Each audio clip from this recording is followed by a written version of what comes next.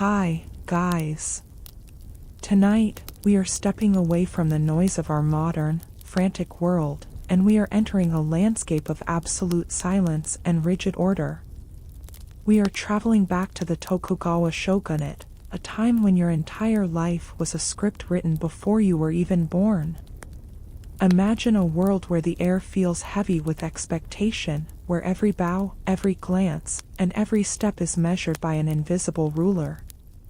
Tonight, we explore the suffocating peace of feudal Japan, and why the structure that kept the country stable would have been the very thing to break your spirit. Before we begin our slow walk down the dusty roads of the Edo period, I would love it if you took a moment to subscribe to the channel, and perhaps give this video a like. It helps these quiet stories find their way to those who are looking for a moment of rest. And I'm always curious, where in the world are you listening from tonight? Are you under a warm blanket, or perhaps the city lights are flickering outside your window? Let me know in the comments. I read every single one of them, and they truly mean a lot to me. Now, let the world around you fade away. Settle in. Close your eyes if you can. Let's talk about the cage. In the year 1603, a man named Tokugawa Ieyasu became shogun. He looked at a Japan that had been torn apart by centuries of bloody civil war, and he decided that the only way to keep the peace was to freeze time itself. To do this, he created the Shi-No-Ko-Sho. It sounds like a simple word, a bureaucratic term, but it was a cage. An invisible, social cage with 4 distinct bars. At the very top were the samurai, the sure. Then came the farmers, the no. Below them, the artisans, the ko. And at the very bottom, the merchants, the shh. Imagine being born into this. Imagine that the moment you take your first breath, your ceiling is already built. If your father was a farmer, you would be a farmer. You would touch the same mud, plant the same seeds, and die in the same field. There was no finding yourself, no chasing a dream. There was only the duty. Let's think about the samurai for a moment. We often see them in movies as symbols of freedom and power, but in the 4-tier system, they were perhaps the most trapped of all. They were the warrior class in a world that no longer had wars. Think of a samurai waking up in a quiet house in Edo. He puts on his 2 swords, the daisho. They are heavy. They are a constant physical reminder of a role he can never escape. He cannot go into business, he cannot become a farmer, he cannot even speak to a merchant as an equal. He is a ghost of a violent past, living in a world of rigid etiquette. Every interaction he has is governed by the invisible cage. If he meets another samurai on a narrow bridge, there is a specific way to tilt his head, a specific angle for his shoulders. 1 inch too high, and it's an insult. 1 inch too low, and he loses his dignity. Imagine the mental exhaustion of having to calculate your physical posture every single time you leave your door. But beneath the samurai lived the farmers. The shogunate called them the backbone of the nation. They were given the 2nd highest rank, higher than the rich merchants. But this was a cruel trick of the cage. The farmer lived a life of ritualized poverty. They were honored in words, but exploited in reality. A farmer could not even eat the rice he grew. He grew the finest white rice, but it was all taken for taxes. He lived on millet and radish, staring at the beautiful grain he produced but could never taste. Imagine the monotony of that existence. The sun rises, the mud is cold between your toes, you bend your back, you plant, you wait, the sun sets. Day after day, year after year, until your body becomes part of the earth you worked. Then, there were the artisans. The makers of things. The weavers, the potters, the blacksmiths.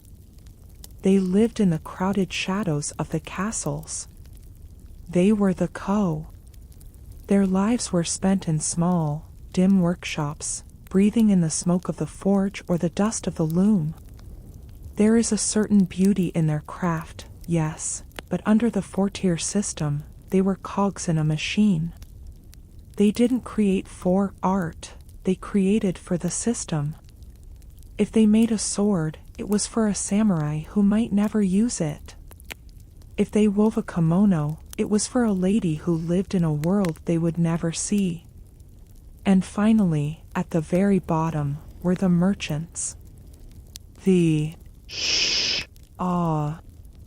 This is where the cage becomes truly strange. Many of these merchants were actually the wealthiest people in Japan.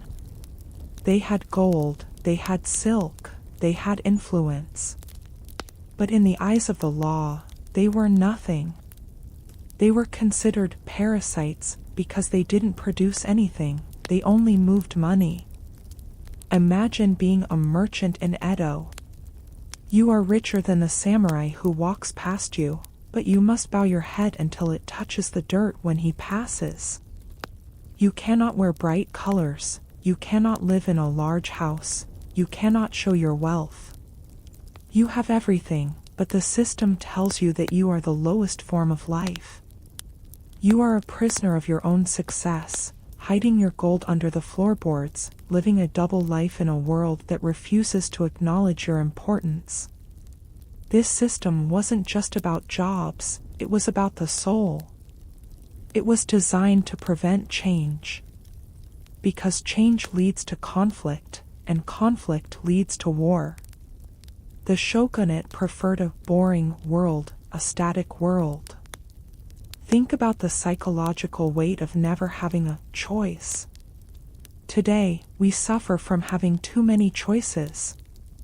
What to wear, what to study, who to be. But in feudal Japan, the silence was different. It was the silence of a stone statue.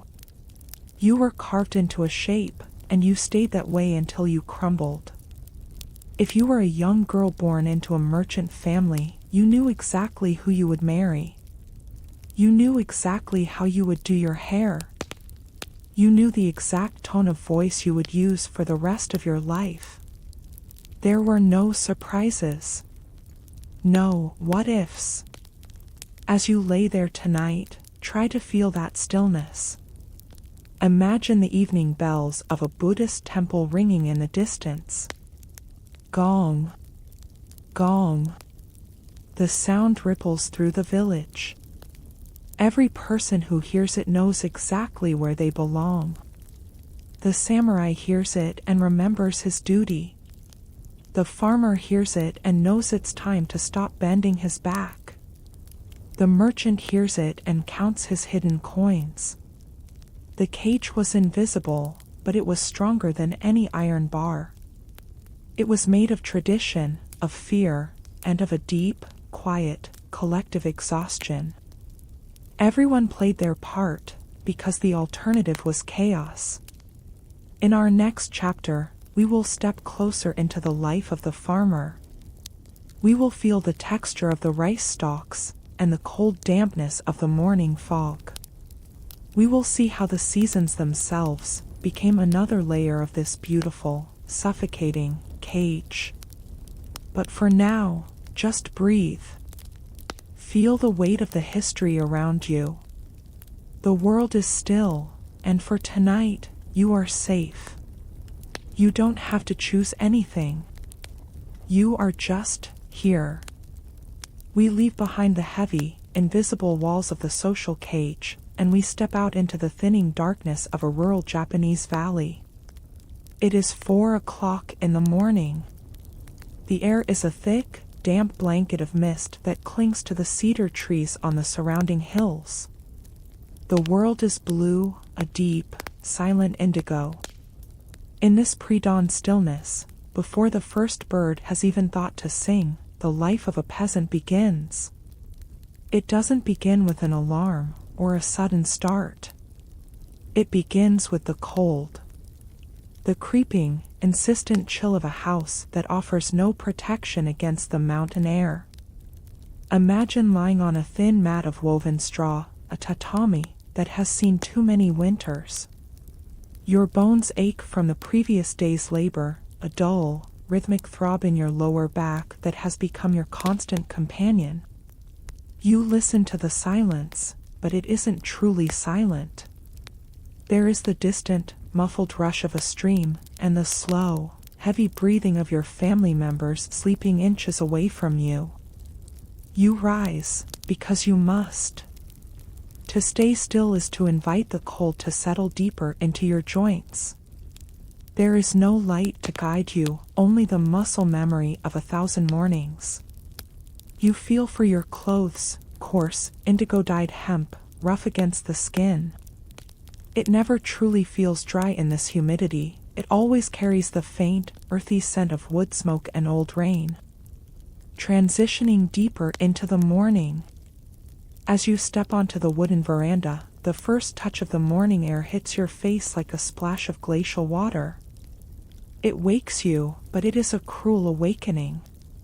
Your first task of the day is not one of warmth, but of ice. You walk toward the stone basin, the tsukubai, where the water has sat undisturbed all night. You dip a wooden ladle into the dark water, and you pour it over your hands. The shock is immediate, a stinging, biting sensation that turns your skin a pale red. This is the ritual of purification, an ancient necessity before you can face the day. You wash your face. The water is so cold it feels sharp, like a blade of ice, but it clears the fog from your mind. Now, you move toward the small hearth, the airori, a square pit in the center of the floor. The embers from last night are buried under a layer of gray ash. You kneel, and with practiced, agonizingly slow movements, you begin to wake the fire.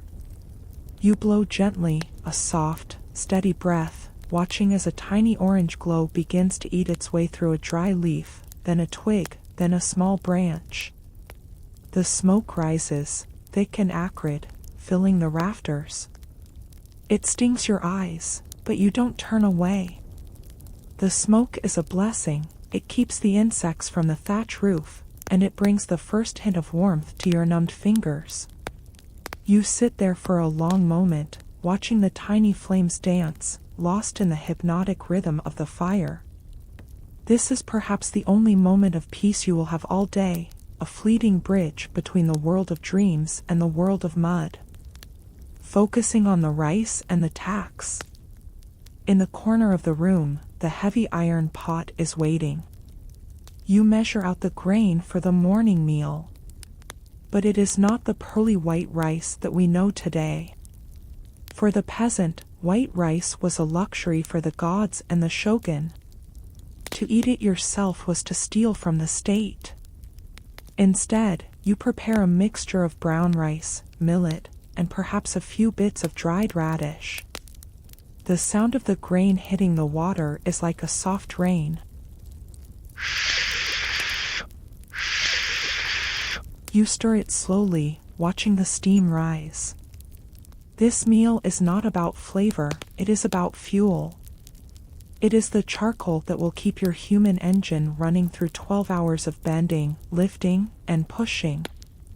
Think about the weight of that responsibility. Every bowl of rice you cook represents 1,000 hours of labor. In the Edo period, rice was money. It was the currency of the land. You were not just cooking breakfast, you were simmering the very taxes that kept the samurai in their castles and the shogunate in its power. To waste a single grain was a sin against your ancestors and a crime against the law. As the sky begins to turn a pale, watery gray, you finish your meal in silence. There is no conversation, only the sound of wooden chopsticks hitting the bowls, and the crackle of the fire.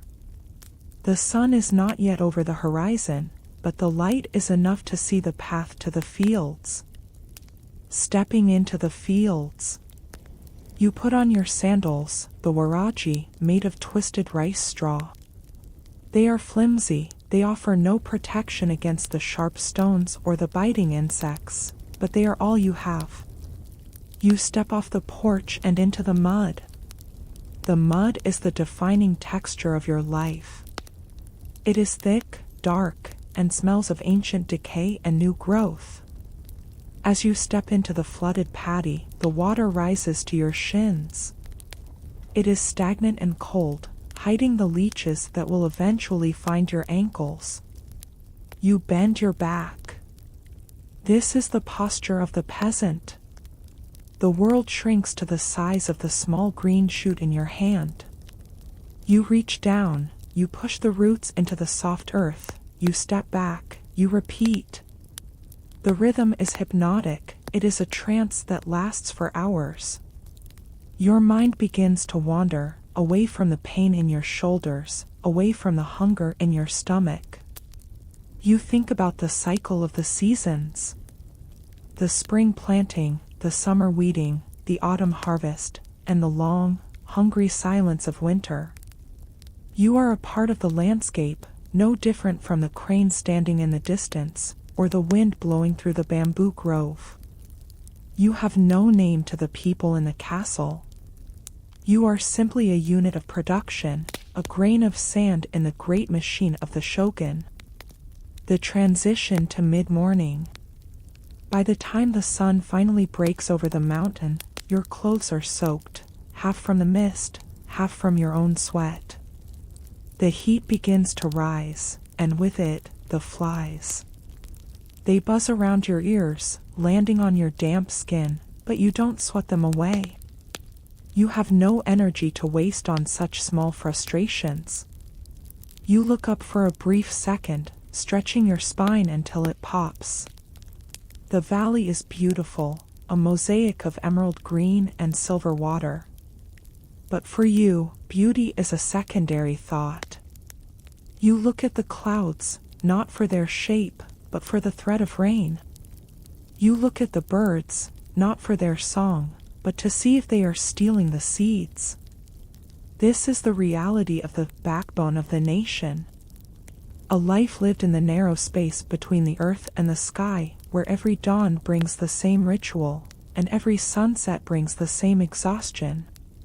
You are the foundation of the world, but you are buried so deep in the mud that the world has forgotten you are there.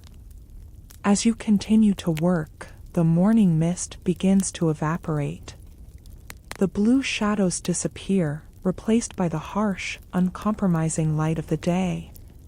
The ritual of the dawn is over, and the long, silent struggle of survival has truly begun. Close your eyes now, and feel that rhythm. Bend, push, step. Let the sound of the wind in the rice stalks lull you. Feel the coolness of the morning mist on your skin. The world of the Tokugawa is vast and still, and you are merely a small, quiet, part of its endless dream. We move away from the flooded fields, but the scent of the mud and the rhythmic ache in your lower back follow us like a shadow.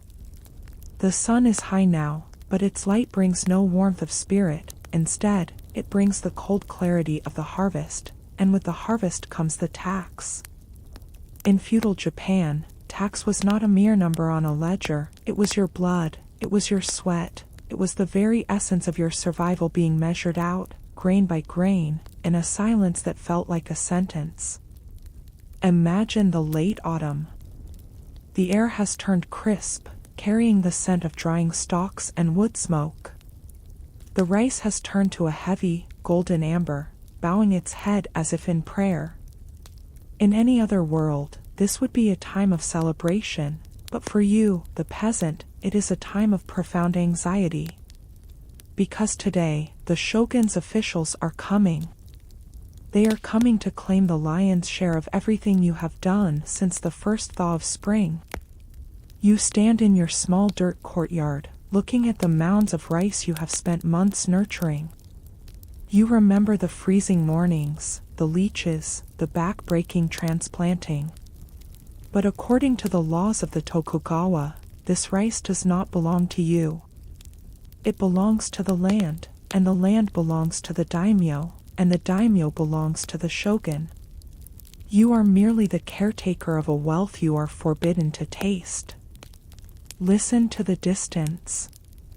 You hear the rhythmic thud of horses' hooves on the packed earth. A cloud of dust rises on the horizon. The tax collectors are arriving. They wear robes of fine silk that rustle with a sound like dry leaves. 2 swords are tucked into their belts, symbols of a power that can end your life for a single moment of disrespect. As they enter the village, a heavy, suffocating silence falls over every house. Even the birds seem to stop their chatter.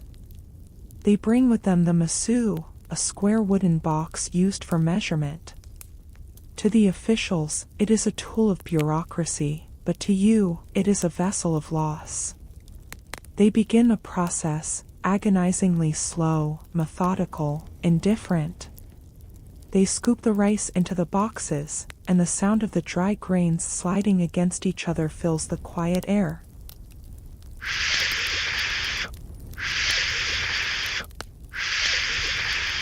It is a sound that marks the disappearance of your winter security. The calculation is brutal. Under the shogunate's rule, the standard was often 4 parts to the lord, 6 parts to the people, but in many years, it became 5 and 5, or even crueler. Imagine handing over 60% of your life's work. As the officials pour your rice into their large straw sacks, you watch the pile vanish. You are calculating in your head, how many bowls are left? Will there be enough to last until the first greens of spring? Will your children's ribs begin to show by the second moon? Every grain is scrutinized. If the rice is too damp, it is rejected. If it is too broken, you are penalized. The collectors do not speak to you as a person. They speak to you as a resource. Their brushes move across scrolls of rice paper with a scratching sound, recording your life in black ink, marking down exactly how much you owe the state for the privilege of existing on this soil. The atmosphere grows heavier and more somber. Think about the irony of this grain.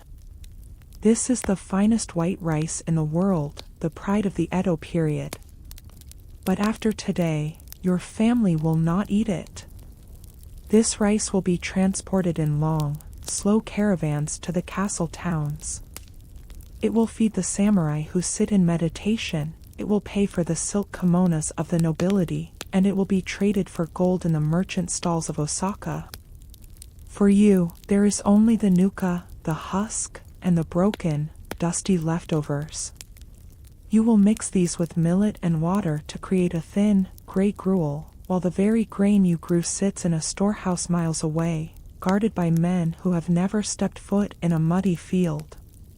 Taxation was not just about the rice, it was a psychological weight designed to keep you in a state of perpetual struggle. There was a saying among the ruling class. Peasants are like sesame seeds, the more you squeeze them, the more oil you get. This was the philosophy of your world. To be squeezed, to be pressed, until there was nothing left but the will to survive another day. The sun begins to dip below the mountains, casting long, distorted shadows across your empty courtyard. The tax collectors have finished. They load the heavy sacks onto the backs of horses. The animals groan under the weight of your summer, and the caravan begins its slow journey away from your village. The sound of the hooves fades, leaving behind a silence that is louder than any noise. You go inside your hut. Your family is sitting by the hearth, but there is no celebratory meal tonight. The floor where the rice sat is now just bare dirt again. You look at your hands, they are calloused, stained with the earth, and empty. This is the cycle of the Shi-No-Ko-Sho. The state takes the fruit, and leaves you with the thorns. This monotony, this theft of time and effort, is the true history of the shogunate. It wasn't just about honor and battles, it was about the slow, silent exhaustion of millions of people who were never allowed to own the product of their own souls. As you lie down tonight, try to feel that emptiness. Imagine the vast, dark storehouses of the shogun, filled with millions of grains of rice, each one representing a drop of sweat from a person just like you. The world is a machine of collection, and you are the fuel that it consumes.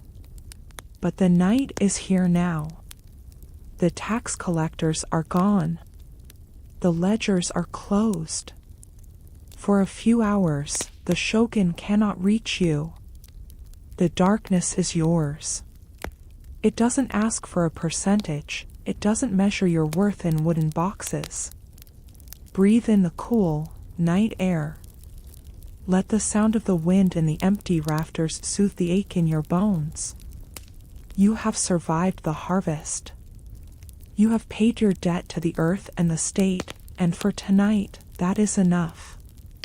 In our next chapter, we will leave the peasant's hut and travel to the shadow of the great stone walls, to see the life of the samurai, and discover that even at the top of the cage, the weight of duty is just as heavy as a sack of rice. But now, sleep. Let the world fade into a hazy, golden dream of autumn, where the grain is heavy, and the burden is finally lifted. We leave the barren courtyards of the peasantry, and we move toward the high, sloping stone walls of the castle town. The air here is different, it is sharper, filled with the scent of polished wood, incense, and the heavy silence of authority. We are entering the world of the sure, the samurai, but do not look for the clash of blades or the cries of war. Instead, look at the stillness. Imagine a room, perfectly square, with walls of pale paper and floors of fresh, green-scented straw. A man sits in the center of this room. His back is perfectly straight, his knees are folded beneath him in the seiza position, a posture that is both a sign of respect and a slow, dull ache that never truly leaves the legs. This is the life of a warrior in a time of peace, a life defined not by action, but by the weight of two swords, the daisho. The daisho, the long sword and the short sword. They sit on a lacquered rack beside him, reflecting the dim light of a single candle. To the world outside, these are weapons of death, but to the samurai, they are a psychological anchor, a heavy, constant reminder that his life does not belong to himself, but to a code that is as rigid as the steel of the blade. Watch him as he begins the ritual of the morning. It is a slow, hypnotic process that has been repeated every day for 300 years. He reaches for the long sword, the katana. His movements are not fast, they are deliberate, flowing like honey. He holds the scabbard, the saya, feeling the texture of the rayskin grip, the tsuka. He begins to clean the blade, not because it is dirty, but because the act itself is a meditation. He uses a small paper, wiping away the invisible dust of the night. Then, he takes a small silk ball filled with fine powder, the uchiko, and taps it gently along the steel, tap, tap, tap. A fine, white cloud settles on the blade, like frost on a winter morning. He wipes it clean, over and over, until the steel looks like a mirror of frozen water. In this reflection, he does not see a hero. He sees a man trapped by honor. He sees the countless ancestors who died to give him this rank, and the invisible chains that prevent him from ever being anything else. If he were to lay these swords down, he would cease to exist. He would be a man without a shadow, a ghost in his own land. The atmosphere settles into the burden of the day. Now comes the act of wearing them. He stands, his silk robes rustling with a dry, rhythmic sound. He tucks the swords into his belt, the obi. He feels the weight settle against his hip. It is not light. It is a physical pull that tilts his world.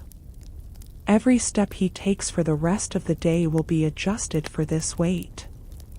He cannot run freely, he cannot sit carelessly, he cannot even laugh too loudly, for the swords demand a gravity of spirit that matches their physical mass. He steps out of his house and into the street. The commoners bow their heads until they are invisible to him. This is his power, but it is a lonely power. He walks with a measured pace, his hand resting near the hilt, not out of fear, but out of habit. The street is a stage, and he is a performer in a play that never ends. Think about the boredom of this prestige. In this era of the shogunate, there are no battles to fight.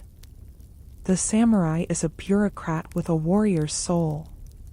He spends his days copying documents, attending endless meetings about rice taxes, and practicing a martial art that he will likely never use in anger.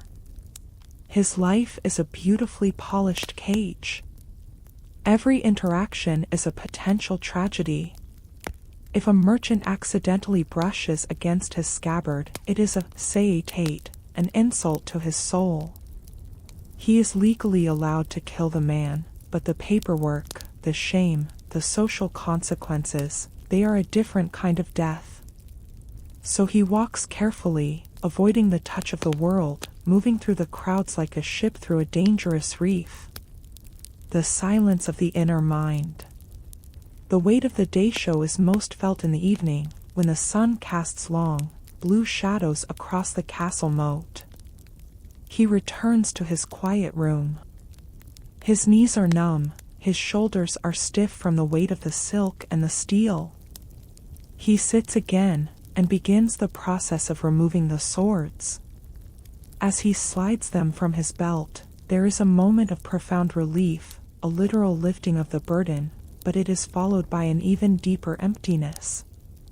Without the swords, he is just a man, vulnerable, tired, and old before his time.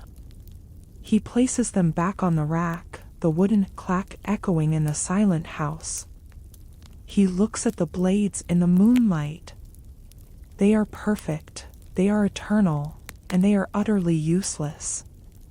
They are symbols of a war that is over, and a way of life that is slowly turning into dust. Imagine the mental toll of being a guardian of a peace that feels like a prison. You are trained for a moment that will never come. You are honored for a skill that the world no longer needs. You are the peak of the social order, and yet, you have less freedom than the bird in the rafters. Close your eyes now. Feel the stillness of that paper-walled room. Hear the distant sound of a bamboo water spout, clack, clack.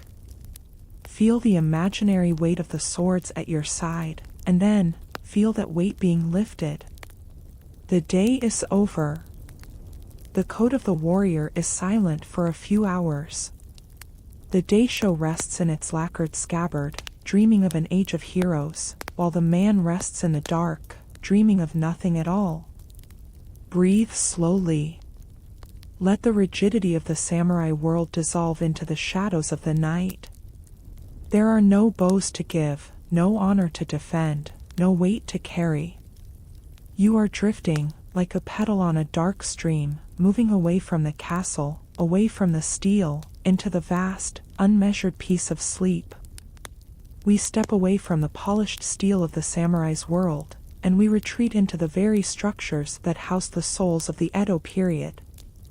We are entering the Japanese home, a masterpiece of wood, paper, and shadow. But as we cross the threshold, we leave behind the openness of the sky, and enter a world where the walls have ears, and the air itself feels ancient and confined. Imagine a house that is not built to keep the world out, but to filter it through 1,000 layers of tradition. The architecture of this time was a reflection of the society, fragile, transparent, and deeply, deeply restrictive. As you step onto the wooden floorboards, hear the sound they make, a soft, rhythmic creak, the nightingale floors designed to sing under the weight of an intruder. But for you, the resident, it is a sound that means you can never move in silence. Every step you take is announced. Every shift in your weight is shared with everyone else under this roof. There are no thick stone walls here, no heavy oak doors to lock away your thoughts. There are only the shoji, sliding screens of cedar wood and translucent washi paper. They are beautiful to look at, filtering the sunlight into a soft, milky glow, but they offer no protection from the world of sound. The weight of the atmosphere. To live in a Japanese house was to live in a state of constant, quiet performance. You can hear the breathing of your neighbor in the next room. You can hear the rustle of a silk robe 3 rooms away. You can hear the soft click of a teacup being placed on a low table. Imagine the psychological weight of that, the feeling that you are never truly alone. Even in your most private moments, the house is watching you, the house is listening. The air inside is different. It smells of aged pine, of damp earth, and the lingering, ghostly scent of incense and old charcoal. In the summer, the humidity hangs heavy in the small rooms, trapped by the low-hanging eaves that keep out the sun but also stifle the breeze.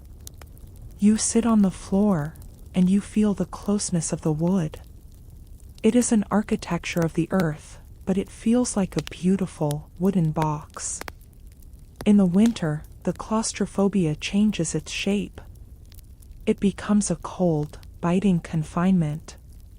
The paper walls do nothing to stop the mountain wind, it whistles through the cracks, turning the house into a labyrinth of drafts. You shrink into yourself, sitting as close as possible to the ivory hearth, the smoke rising up into the blackened rafters, looking up into the darkness of the ceiling where the shadows dance like trapped spirits. Focusing on the textures of the home. Think about the tatami mats beneath you, the woven straw. They are soft, but they are also a grid. They dictate where you sit, how you sleep, and how you move. The house is a set of geometric rules. You do not walk across a room, you navigate a series of rectangles. Each mat is a boundary, each pillar is a reminder of the structure that holds you in place.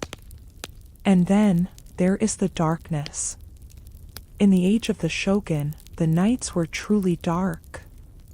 The light of a single candle made of vegetable wax does not illuminate a room, it only makes the shadows larger. The corners of the house disappear into a deep, velvet black. You find yourself staring into those shadows, wondering about the centuries of silence they have witnessed. The ceilings are low, heavy with the weight of thick, hand-hewn beams. They seem to press down on you as you sleep, a ceiling of wood and thatch that has protected your family for generations, but also kept them contained within these few square feet of earth. You are born in this room, you eat in this room, you dream in this room, and eventually, the house will witness your departure from this world.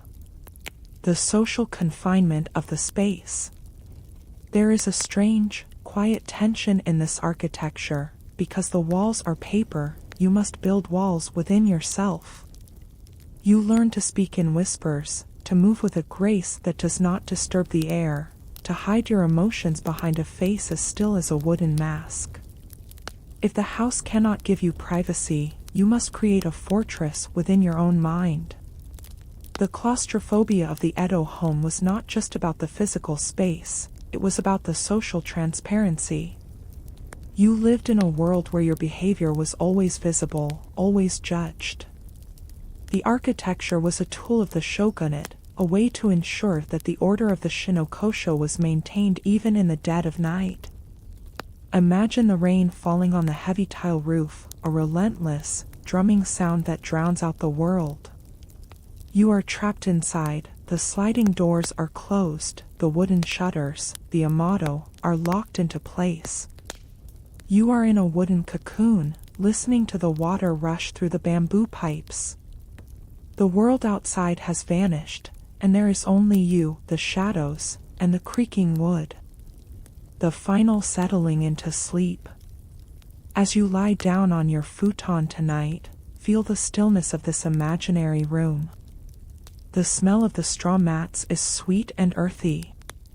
The distant sound of a temple bell vibrates through the wooden pillars, a low, grounding hum that settles in your chest. The walls are thin, but the night is vast. You are safe in your wooden cage. The world of the 17th century is a slow, quiet place, and the house is a cradle that has held a million lives before yours. Let the boundaries of the room fade away. Feel the air grow cool and still. The shadows in the corner are not your enemies, they are your companions, they are the guardians of the silence. You are drifting now, away from the wooden floors, away from the paper screens, into a space where there are no walls, no rules, and no eyes watching. You are free of the structure, moving into the infinite, dark open of a deep, dreamless sleep. The house is quiet. The fire in the hearth is nothing but white ash. The nightingale floors are still, and the world is finally at peace. We leave the cramped stillness of the wooden house, and we find ourselves standing on the edge of the Takeda Road, the great artery that connects the mountains of the provinces to the sprawling heart of Edo. The morning air is thick with the dust of 1,000 footsteps, and the sound of a world in motion, but it is a motion that feels like a slow-moving dream. This is the Senkin Kotai, the alternate attendance, a ritual of travel that was less a journey and more a grand, exhausting performance of loyalty. Imagine a line of people, stretching so far down the road that the end of the procession is lost in the morning mist. Hundreds, sometimes thousands of men, moving at a pace that is agonizingly slow. This is not a march of speed, it is a march of presence. The shogun demands that every daimyo spend every other year in the capital, a way to drain their wealth and keep their families as hostages, and so, every year, the roads of Japan are filled with these silent, walking cities. You are a footman in this procession. Your role is simple, and devastatingly repetitive. You walk. You carry a heavy wooden pole across your shoulders, balanced by two large, lacquered trunks containing the silk robes of your master. The wood of the pole bites into the callus on your neck, a dull, familiar throb that syncs with the beat of your heart. Thump, thump, thump. Every step is the same as the one before it, and the one that will come after. The road beneath your straw sandals is a mixture of packed earth and jagged stone. You feel every pebble, every uneven ridge, through the thin soles of your waraji. The dust rises in small, choking clouds, coating your throat, settling into the creases of your skin. You do not look at the scenery, the majestic pines or the distant, snow-capped peaks. You look only at the heels of the man in front of you, following his rhythm, becoming a link in a human chain that stretches for hundreds of miles. The monotony of the road. There is a terrifying stillness in this movement. The procession is silent, save for the rhythmic jingling of the horses' bridles and the occasional bark of a command. To speak out of turn is a violation of the order. To break rank is an insult to the Lord. You are a part of a moving sculpture, a display of power that must remain perfect from the moment you leave the castle gates until you reach the gates of Edo, weeks or even months later. Think about the sheer boredom of this exertion. Day after day, from the first light of dawn until the purple shadows of dusk, you walk. The sun climbs high, baking the road until the heat shimmers off the ground, then the rain comes, a relentless, cold soaking that turns the dust into a thick, clutching mud. But the march does not stop. The rhythm remains. Step, step, step. You pass through small post towns, stations like Hakone or Shizuoka, but you are not a traveler. You do not stop to explore. You stop only to eat a bowl of cold rice and sleep on a hard floor for a few hours before the wooden clappers wake you at 3 a.m. to do it all again. The road is your home, and yet it is a home that never allows you to rest. The psychological weight of the journey. The Sankin Kotai was designed to be a burden. It was a way to ensure that no daimyo had the energy or the coin to start a war.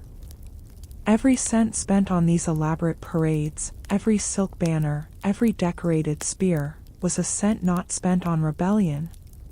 You are walking the wealth of your province into the pockets of the shogun, and you are doing it one painful inch at a time. In the middle of the procession, hidden behind the heavy silk curtains of a palanquin, sits the Lord himself. He is the center of this world, but he is just as much a prisoner of the road as you are. He sits in a cramped, swaying box, breathing in the dust, listening to the grunts of the men carrying him. For him, the road is a series of internal meditations and the endless counting of miles. Imagine the mental state of a man who has walked the same road 20 times in his life. You know every bridge, every tea house, every ancient cedar tree.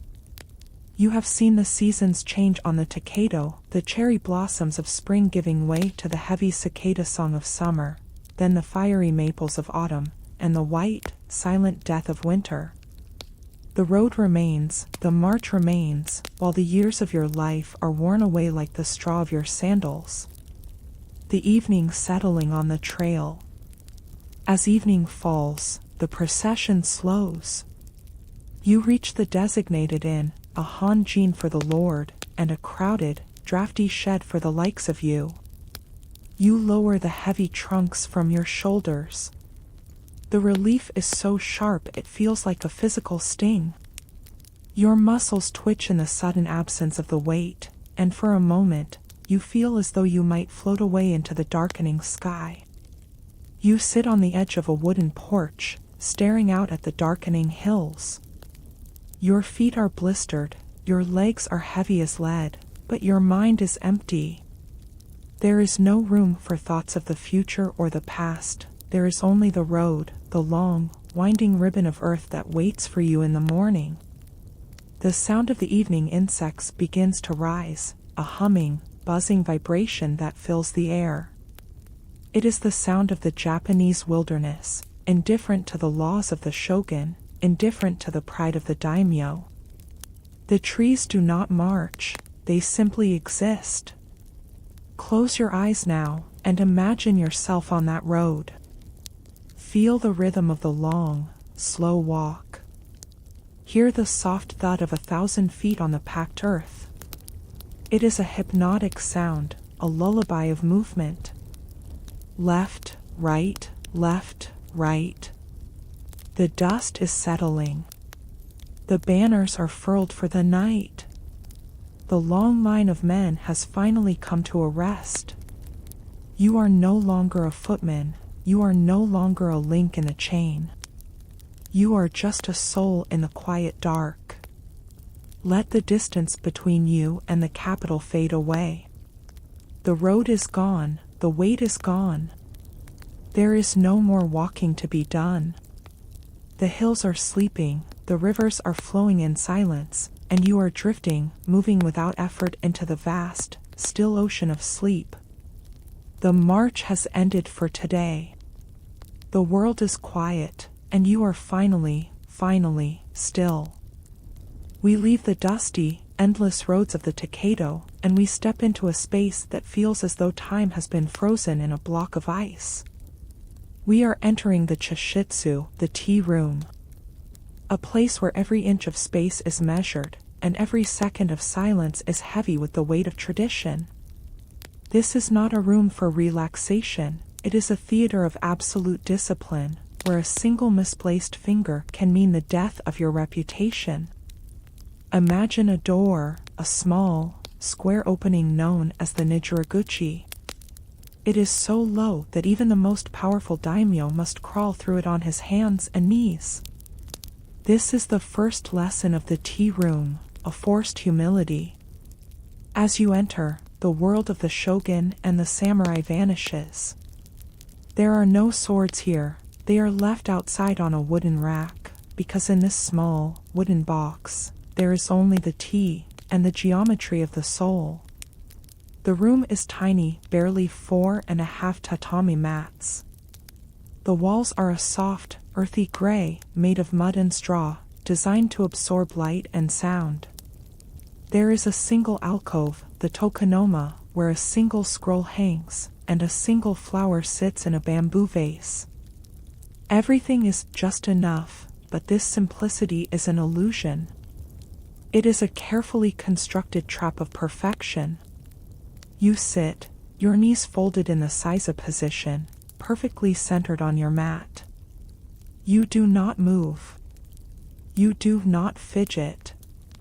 You breathe, but even your breath must be quiet, a slow, rhythmic ebb and flow that matches the silence of the room. Across from you sits the tea master, a man who has spent 40 years learning how to pour water. The ritual begins. The ritual begins with a sound, the soft, hollow thunk of a bamboo ladle, the hishaku resting on the edge of the iron kettle. The steam rises from the boiling water in a thin, silver ribbon, curling up toward the blackened rafters. You watch it, you track its movement, because there is nothing else to look at. The silence is so deep that you can hear the charcoal popping in the hearth, a tiny, sharp sound like a snapping twig. The tea master reaches for the silk cloth, the fukusa. He folds it, slowly, rhythmically. His hands move like a bird in slow motion, folding, creasing, wiping the lacquer tea caddy. His movements are so precise they seem mechanical, but they are filled with a terrifying awareness. Every angle of his wrist is a calculated choice. Think about the psychological pressure of this moment.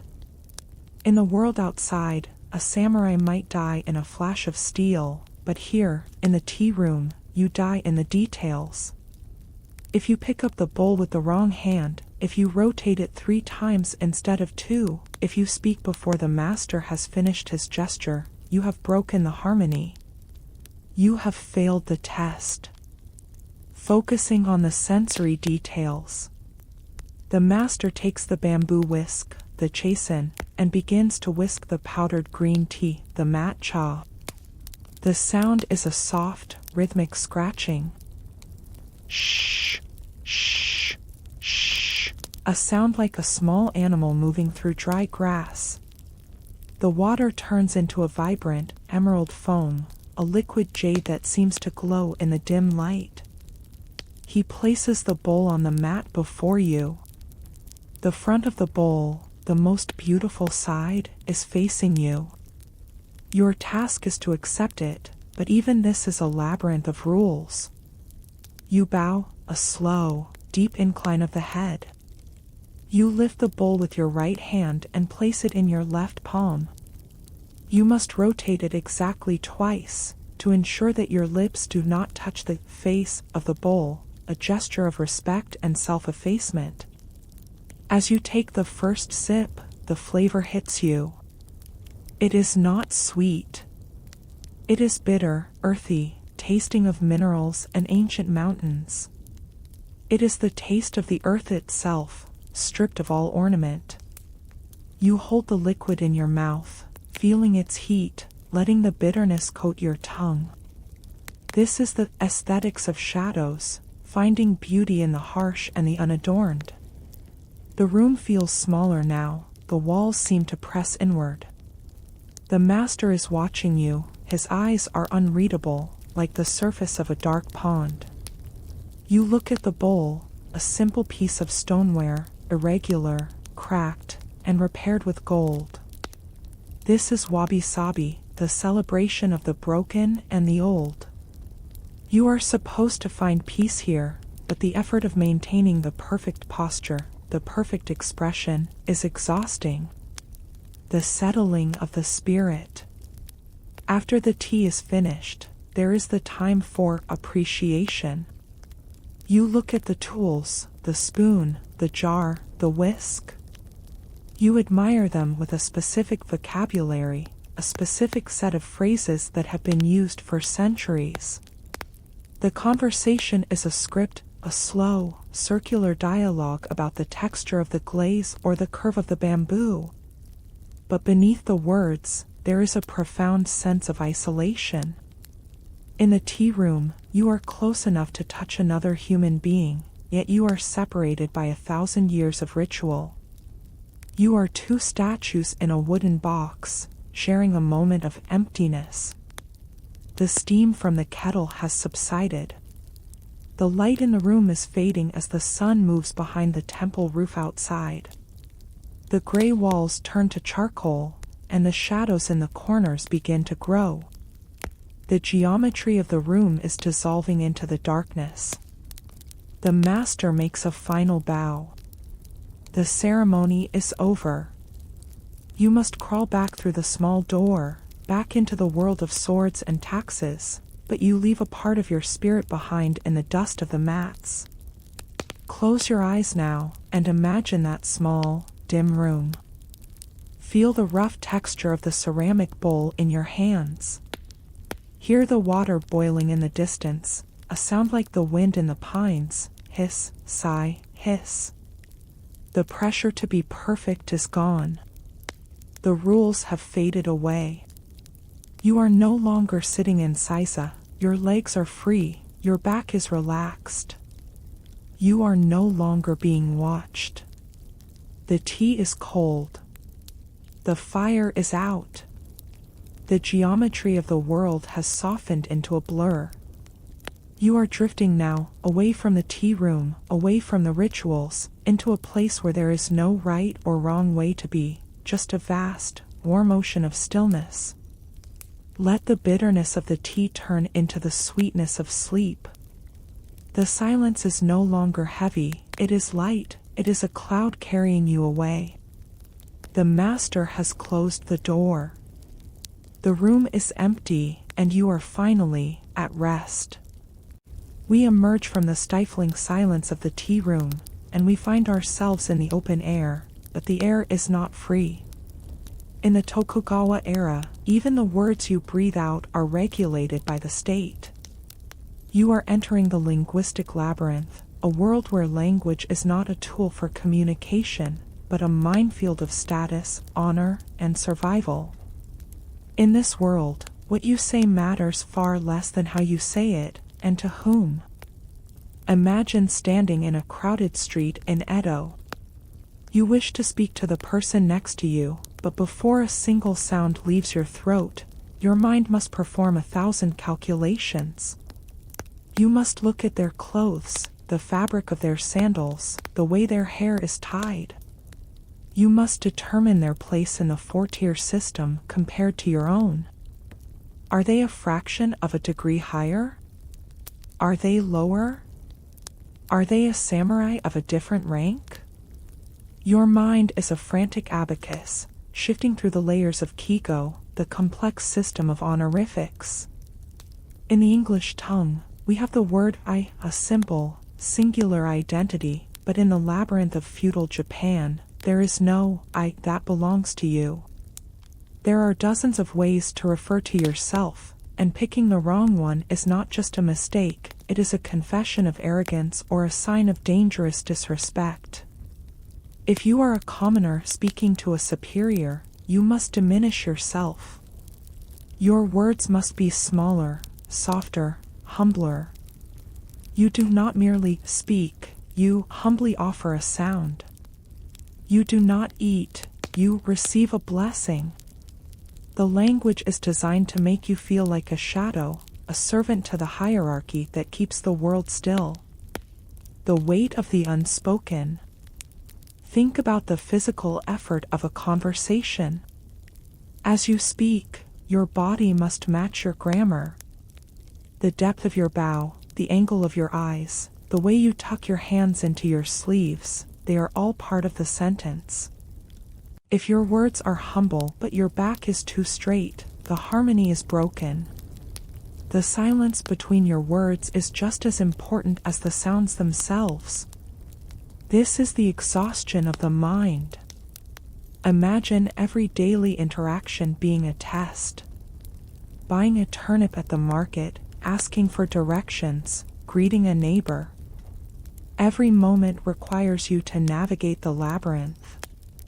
You cannot be yourself, because yourself does not exist outside of your rank. You are a function of the system, and your language is the oil that keeps the gears from grinding.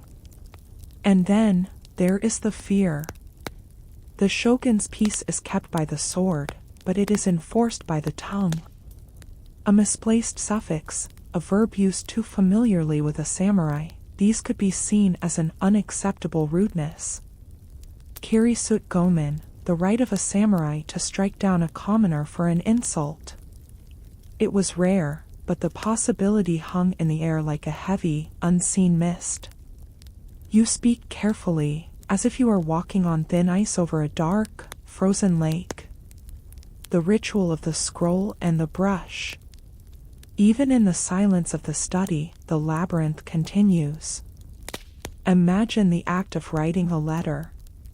You do not just pick up a brush and share your thoughts. You must first grind the ink, a slow, circular motion on the stone, swish, swish, swish.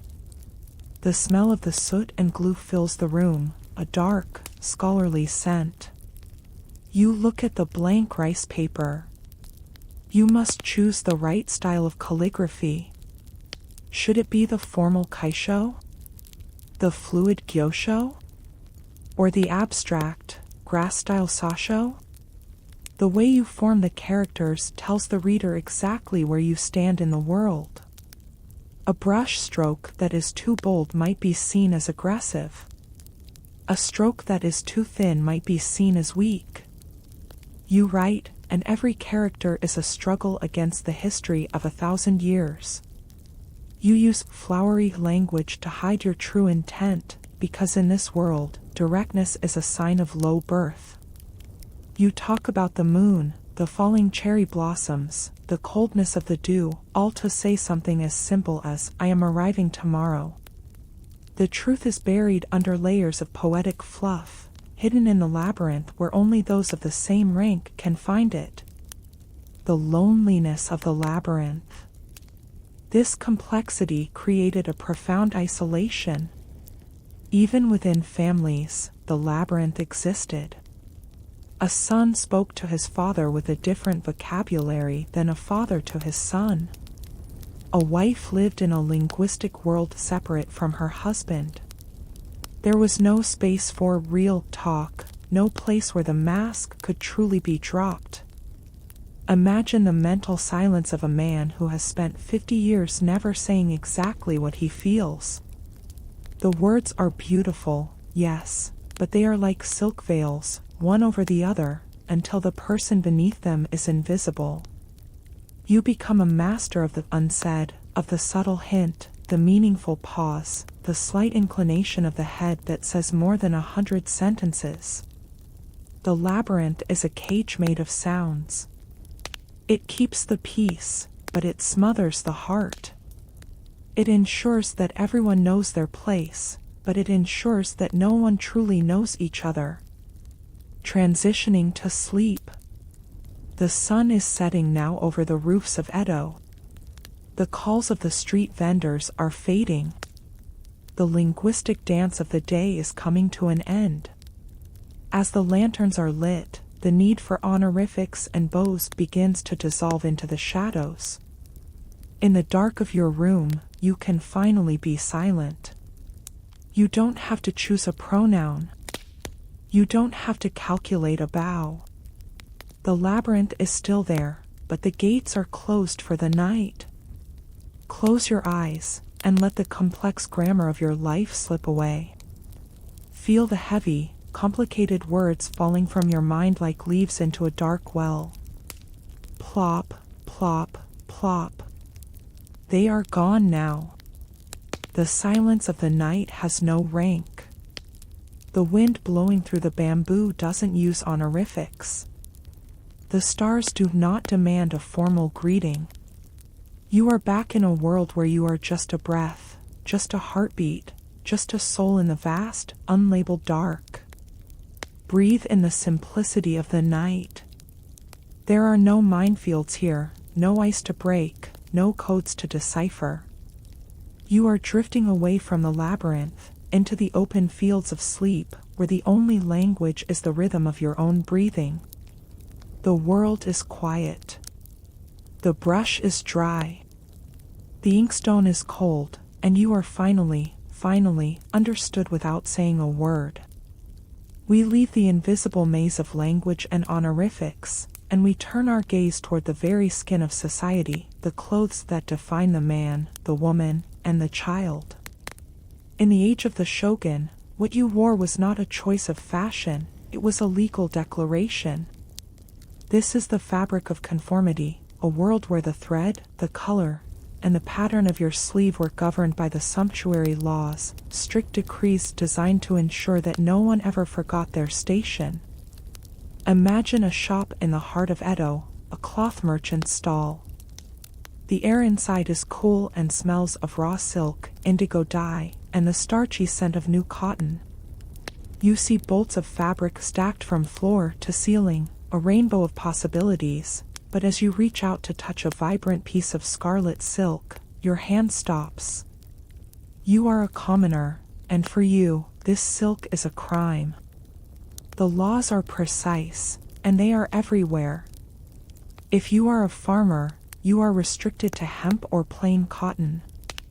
The colors allowed to you are the colors of the earth, brown, gray, dark indigo. To wear a bright yellow or a deep violet would be an act of rebellion, an attempt to outshine your superiors. And so, you dress in the shadows, your identity woven from the toughest, roughest fibers the land can provide. Feel the texture of that life. The hemp is scratchy against your skin, a constant, abrasive reminder of your labor. It doesn't grow softer with age, it only grows thinner, until it is a map of patches and repairs. Every stitch in your garment tells a story of poverty and endurance. In the world of the shogun, your clothes do not protect you from the elements, they pin you to the ground. The burden of the samurai's silk. But move your eyes to the samurai passing by. His robes are silk, yes, but they are a different kind of prison. A samurai must wear the kamishimo, the formal outfit with wings like shoulders, made of stiffened linen. It is wide, awkward, and forces him to walk with a rigid, unnatural grace. The fabric is so starched it whistles when he moves, zip, zip, zip. A sound of constant, rustling tension. Even for the wealthy, the cage exists. There were laws forbidding commoners from wearing gold embroidery or using certain weaving techniques that were reserved for the nobility. Imagine having the gold to buy the finest robe in the world, but being forced by law to wear a dull, gray cloak over it. This gave birth to a secret culture of hidden luxury. A merchant might wear a plain, dark kimono on the outside, but the lining, the part that touches his skin, might be made of the most exquisite, hand-painted silk, a secret rebellion hidden against his chest. This is the aesthetics of the hidden, the only way to feel like an individual in a world of uniforms. But even this secret is a weight, a constant fear that a slip of the robe might reveal your wealth to the wrong eyes. The ritual of the layers. Think about the act of dressing in the morning. It is not a quick process. It is a slow, methodical binding of the self. You do not simply put on a kimono, you wrap yourself in it, layer by layer. The nagajubin, the underrobe, then the kimono itself, then the obi, the heavy sash that must be tied with perfect precision. The obi is not just a belt, it is a restriction on your breath. It forces your posture to be upright, it prevents you from slouching, it demands that you remain a statue. By the time you are fully dressed, you are no longer a soft, breathing human being, you are a structured object, a pillar of fabric and law. As you walk through the streets, you are constantly reading the clothes of others. You see the length of a woman's sleeve. If it is long and swinging, she is unmarried, a furusode. If it is short, she is a wife, a woman of the house. You see the crests, the mon, on the backs of jackets, small, circular symbols of family and history. In this world, there are no strangers, only ranks. You don't need to see a person's face to know how to treat them. You only need to see their hem, their collar, and the quality of their weave. It is a visual language that never stops speaking, telling you to bow, telling you to move aside, telling you to stay in your place. The exhaustion of the weave. Imagine the women who spent their entire lives making these clothes hour after hour, in the dim light of a thatched hut. They are weaving the very chains that hold society together.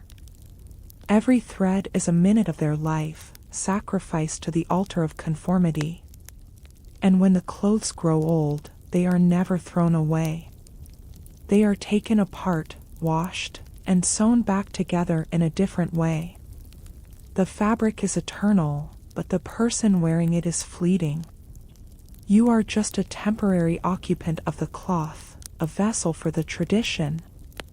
The fabric of conformity is beautiful, yes, the patterns of cranes and pine trees, the deep, mesmerizing blues of the indigo vats. But it is a beauty that smothers. It is a world where you cannot even choose the color of your own sleeves without permission from the gods of the state. Transitioning to sleep. The sun is disappearing now, and with it, the colors of the day. In the twilight, the indigo turns to black, the gray turns to shadow, and the rough hemp of the peasant becomes indistinguishable from the fine silk of the lord. As you prepare for sleep, imagine the relief of untying the obi. Feel the tension leaving your waist as the fabric loosens, layer by layer.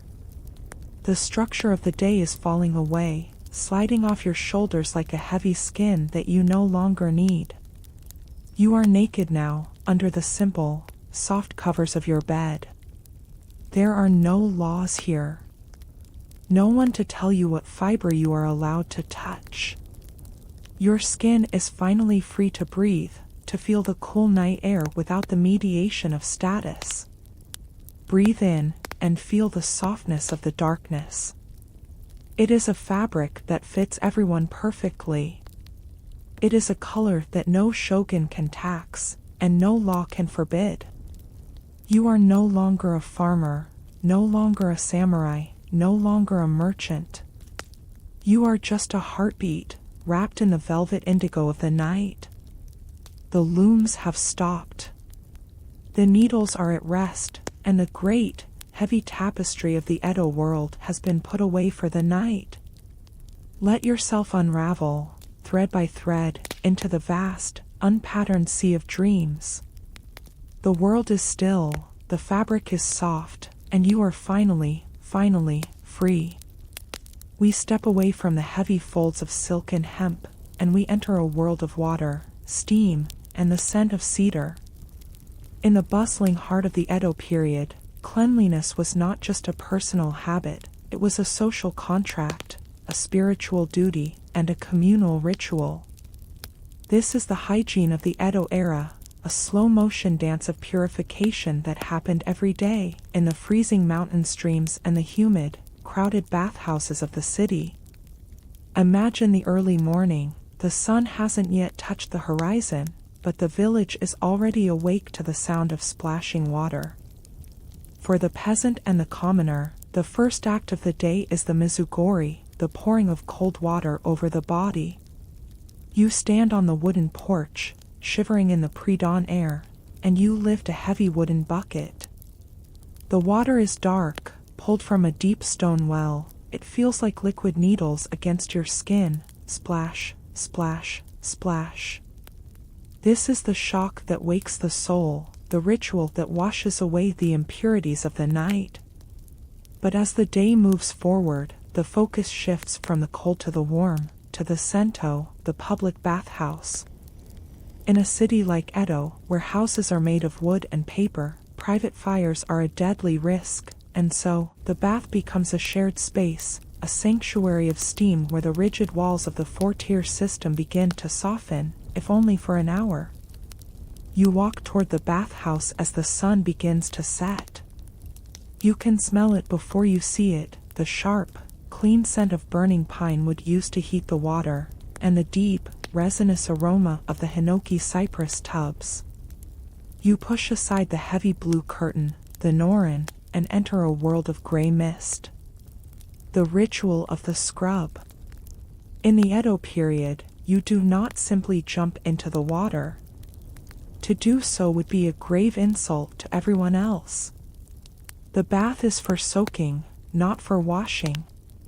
You find a small wooden stool, a kirikabu, and you sit. You take a small basin and begin the long, tedious process of scrubbing. There is no modern soap here. Instead, you use a small bag made of cotton, filled with rice bran, the nuka. You dip it into the warm water and rub it against your skin. It doesn't foam, it doesn't bubble, it releases a thin, milky liquid that smells like the earth and the harvest. You move the bag in slow, circular motions, over your arms, your chest, your legs. It is a meditation on the surface of your own body, feeling the grain of the cloth against the grain of your skin. You pour water over yourself to rinse, the wooden bucket making a hollow, satisfying clack every time it hits the floor. Clack, splash, clack, splash. The floor is made of dark, wet stone, slick with the history of 1,000 bodies. You take your time, there is no rush in the sento. To hurry is to be uncivilized. The communal soak. Finally, you are ready for the water. You step into the large, communal tub, the yubyun. The heat is staggering. It is far hotter than any modern bath. It is a heat that reaches past your skin, past your muscles, and deep into your very bones. You sink down until the water reaches your chin, and you let out a long, slow breath. In this tub, you are sitting next to strangers.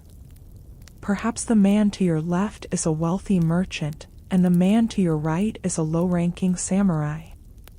In the steam, their clothes are gone, their swords are gone, their status is invisible. They are just skin and bone, heat and breath. This was the naked communion, the only place in the rigid world of the shogun where a man could simply be a man. The air in the bathhouse is thick, almost heavy enough to taste. You listen to the sounds, the low murmur of voices echoing off the high, wooden ceiling, the constant drip of condensation from the rafters, drip, drop, drip, and the occasional splash of someone entering the water. It is a symphony of moisture, a world where the dry, dusty reality of the road and the field is forgotten. The grooming of the self. After the soak, comes the most difficult part of Edo hygiene, the hair. For a man, the chonmich, the top knot, is his identity. It is not just hair, it is a map of his status. He sits before a small mirror, or perhaps he visits the barber, the tokoyama. The barber's movements are as precise as a surgeon's. He uses a razor of sharpened steel, scraping the top of the head until it is as smooth as a river stone. Then, he uses a thick, sticky oil made from camellia seeds, the tsubaki oil. It smells floral, heavy, and sweet. He combs the hair back, pulling it tight, so tight it tugs at the corners of the eyes, Then he folds it forward and ties it with a white paper cord, the motoyui. This hairstyle is a commitment. It takes an hour to perfect, and it must be maintained every single day. To have a messy top knot is to have a messy soul. Even the poorest peasant tries to keep his hair neat, a final, desperate grip on human dignity in a world that often treats him like cattle. The evening cooling. You leave the bathhouse, and the cool evening air hits your damp skin. This is the moment of yuagari, the post-bath glow. You wrap yourself in a simple cotton yukata, the fabric soft and light against your scrubbed skin. You feel lighter, as if you have left 5 pounds of the world's dust behind in the tub.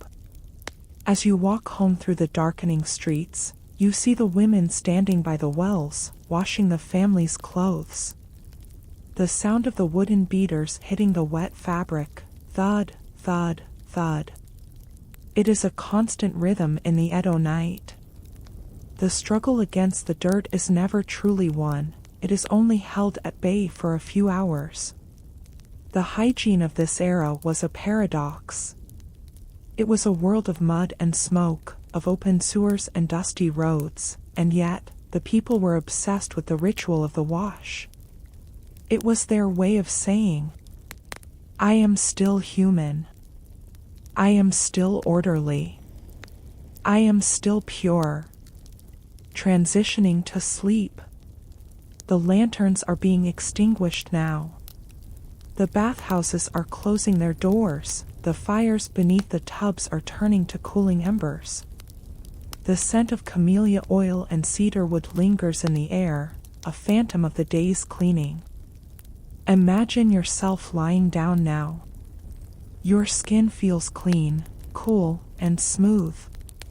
The tension of the day has been dissolved in the hot water, washed away by the rice bran, and scrubbed away by the rough cotton. Your hair is perfectly tied, your body is purified, and your mind is as still as the water in the stone basin. There is no more scrubbing to do, no more heat to endure, no more cold to fear. Breathe in the scent of the night. It is fresh, it is clean, and it is yours. You are floating in a sea of steam, drifting away from the city, away from the rituals, into the vast, white mist of sleep. The water is still.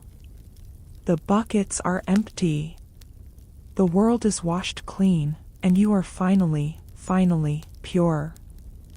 We step out from the humid sanctuary of the bathhouse, and we stand once again under the vast, open sky of the Japanese archipelago. In our modern world, we conquer the weather with the touch of a button, but in the age of the shogun, the seasons were not merely a backdrop, they were your masters. This is the toll of the seasons, a long, slow cycle of survival where the turning of the calendar was written in the ache of your joints and the thinning of your grain stores. Imagine the arrival of the tsuyu, the plum rains of early summer. It is not a sudden storm, but a relentless, gray ceiling that descends upon the land for weeks. The air becomes so heavy with moisture that you can feel the weight of it in your lungs. Everything begins to rot. The straw of your sandals, the paper of your walls, even the wooden beams of your house seem to weep with dampness. You sit in your room, and you watch the mold grow, a slow, creeping velvet of green and black that claims the corners of your tatami mats. You wipe it away, and by the next morning, it has returned. This is the psychological toll of the wet season, a feeling of being dissolved by the air itself. The sound of the rain is a constant, muffled drumming on the thatch roof, patter, patter, patter, day and night, until the rhythm is the only thing you hear. The transition to the heat. Then, the rain stops, and the heat of the Japanese summer arrives, but it is not a dry heat. It is the mushiatsui, the humid steam that turns the valleys into ovens. The cicadas begin their song, the min-min zimi, a sound that starts as a low buzz and grows into a piercing, metallic shriek that vibrates through the very wood of the houses. It is the sound of the sun itself. You move as little as possible. Every motion produces a new layer of sweat that refuses to evaporate. The samurai in his heavy silk and the farmer in the open field are equal in their suffering. You look for shade, but the shade is thick and breathless. You fan yourself with a simple paper uchiwa, a rhythmic, tiring motion, swish, swish, swish, but it only moves the warm, stale air from one side of your face to the other. The toll is one of exhaustion. Your sleep is shallow, broken by the hum of mosquitoes and the stifling pressure of the night. You wait for the wind, but the wind is a rare visitor, and when it comes, it often brings the fury of the typhoon. The turning of the leaf. But then, the air begins to shift. The edge of the heat is blunted by a sudden, cool breeze from the north. Autumn is arriving, the most beautiful and the most deceptive of seasons. The maples on the hillsides turn to fire, vibrant oranges and deep, blood reds that make the landscape look like a painting. You walk through the forest, and you hear the crunch of dry leaves under your feet, crunch, snap, crunch. It is a satisfying sound, but it is also a warning. Autumn is the season of the harvest, but it is also the season of the countdown. Every falling leaf is a second ticking away before the great silence. You spend these days in a fever of preparation. You dry persimmons on strings, hanging them like orange lanterns under the eaves of your house. You gather firewood until your porch is overflowing. You mend the cracks in your walls with fresh mud and paper, because you know what is coming. You can feel it in the wind that rattles the bamboo grove, a sharp, biting cold that smells of snow and stone. The grip of the winter. Then, the winter arrives, and the toll becomes a matter of life and death. In the mountains of Japan, the snow does not just fall, it buries. It falls in thick, heavy flakes that sound like nothing at all, a silent accumulation that can reach the height of your roof in a single night. The world shrinks to the size of your hearth. The Aurori is the only god now. You huddle around the embers, your hands stretched out toward the fading heat. Behind your back, the air is freezing. Your breath comes out in small, ghostly clouds, a reminder that you are a warm thing in a cold, indifferent world. The toll of winter is the toll of the dark. The days are short, the nights are endless. You listen to the wood of the house contract in the frost, a loud, sharp crack that sounds like a gunshot in the middle of the night. Crack. You pull your heavy hemp quilt, the kaimaki, tighter around your shoulders, but the cold finds its way in, through the gaps in the floor, through the paper of the windows. You are hungry. The fresh greens of summer are a distant memory. You eat your fermented radish, your salted fish, and you count the days until the plum blossoms appear.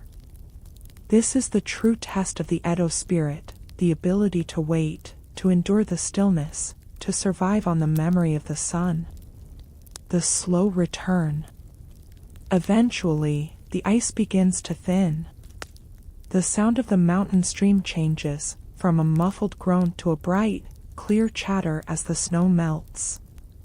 The first ugisu, the bush warbler, sings its tentative song. The seasons have taken their toll. You are older, your skin is more weathered, your hands are more scarred, but you have completed the circle. You have survived the rain, the heat, the wind, and the ice. You are a part of the rhythm, a note in the long, slow song of the Japanese earth. Transitioning to sleep. The cycle is endless, and it is beautiful in its cruelty. It reminds you that you are not the master of the world, you are merely a guest. Imagine yourself lying down now. The air is neutral, neither hot nor cold. It is the perfect, still moment between the seasons. The cicadas are silent, the rain has stopped, the snow has not yet fallen. You are in the quiet space between the ticks of the clock. Feel your body relaxing into the earth. The toll has been paid. You owe nothing more to the sun or the moon. Breathe in the scent of the drying leaves and the cool, damp earth. Let the seasons turn without you for a while. You are drifting away from the calendar, away from the harvest, away from the struggle.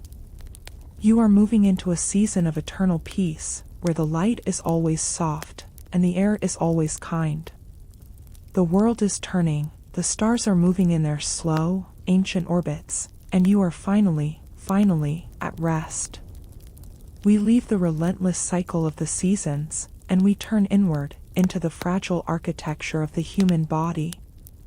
In the Edo period, health was not a certainty, it was a precarious balance of invisible forces, a harmony of yin and yang, and a constant struggle against the shadow winds that brought illness. This is the medicine of the Middle Ages, a world of bitter herbs, burning needles, and the slow, rhythmic grinding of powders that offered a flickering hope against the dark. Imagine a small apothecary shop in a narrow alley of Kyoto. The air inside is thick, a heavy, medicinal fog that hits you the moment you cross the threshold.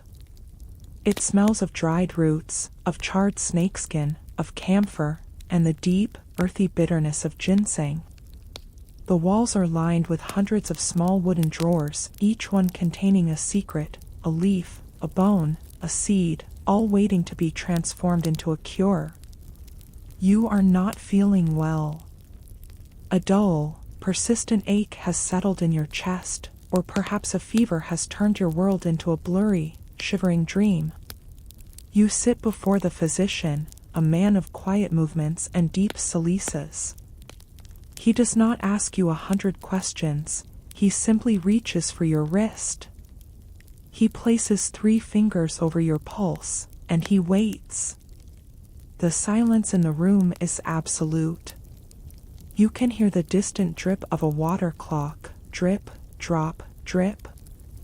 The physician is not just counting beats, he is listening to the rivers of your body. He is looking for the blockages, the places where the chi, the life force, has become stagnant, like a pond filled with fallen leaves. For him, medicine is not a science of chemistry, it is an art of flow. The ritual of the bitter brew. He decides on a remedy. He begins to gather the ingredients from the drawers, slide, click, slide, click. He takes a small brass scale and measures out a pinch of dried ginger, a slice of licorice root, and a piece of cinnamon bark. He places them into a mortar made of heavy stone. Then begins the sound that defines the Edo apothecary, the slow, grinding rotation of the pestle, grind, swirl, grind, swirl. It is a hypnotic sound, a gritty, rhythmic friction that turns the hard roots into a fine, fragrant dust. You watch his hands, they are stained dark by decades of handling herbs. They move with a patience that is terrifying, a reminder that in this age, there are no quick fixes. He places the powder into an iron pot of boiling water. The steam rises, carrying a scent so bitter it makes your eyes water. This is the kanpo, the traditional herbal medicine. You must drink it while it is hot. You lift the ceramic bowl, the liquid is dark, almost black, and as you take the first sip, the bitterness coats your tongue like a layer of charcoal. It is not meant to taste good. In fact, the people of this time believed that the more bitter the medicine, the more powerful the cure. The sting of the fire. But herbs are only half of the journey. The physician looks at your back, at the points where the energy is trapped. He reaches for a small box of moxa, a soft, wool-like substance made from dried mugwort. He rolls it into tiny cones, no larger than a grain of rice. He places a cone directly onto your skin at a specific point on your shoulder. Then, with a glowing stick of incense, he lights the tip. You watch the tiny orange ember crawl down toward your flesh. Sizzle. The pain is sharp, a tiny, focused needle of fire. This is moxibustion. The heat is meant to startle the body back into balance, to burn away the cold spirits that have taken root in your muscles. You sit perfectly still as he lights another, and another. The smell of burning mugwort fills the room, a sweet, herbal smoke that lingers in your hair and clothes for days, a phantom of the treatment you endured. The philosophy of the end. Think about the psychological reality of being sick in the 1600s. There are no antibiotics, no surgeries that do not end in tragedy. A simple fever can be the beginning of the end. Medicine is as much about the spirit as it is about the flesh. You wear a small silk pouch around your neck, an omamori, containing a prayer written by a priest. You swallow bits of paper with sacred characters, hoping that the words of the gods will heal the organs that the herbs cannot reach. There is a profound, quiet acceptance in this medicine. You understand that you are not in control. You are a small boat on a vast, unpredictable ocean of humors. If the herbs work, it is a blessing of the earth. If they do not, it is the will of the heavens. The physician packs away his tools, his face remaining an unreadable mask of professional calm. As you leave the shop, the world looks different. The colors are a bit sharper, the air feels a bit colder. You carry the bitterness in your throat and the small, red burns on your back, symbols of your struggle to remain in the world of the living. Transitioning into sleep. The night is settling over the apothecary. The wooden drawers are closed, the pestle is at rest, the embers of the incense have turned to cold, gray ash. Imagine yourself lying down now. The bitter taste of the campo is fading, replaced by a dull, warm sensation in your chest. The fire of the moxa has become a gentle glow, a phantom heat that soothes your tired muscles. Your body is a landscape of rivers and mountains, and for tonight, the rivers are flowing smoothly. The blockages are gone, the shadows have retreated.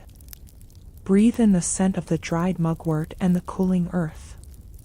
You don't have to fight for your health tonight. You don't have to balance the yin and the yang.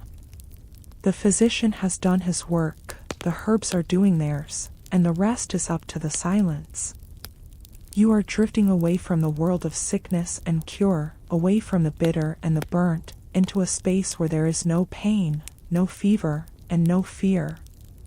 The world is a quiet garden, and you are a single leaf, resting in the stillness of the dark. The mortar is silent. The pulse is steady, and you are finally, at peace.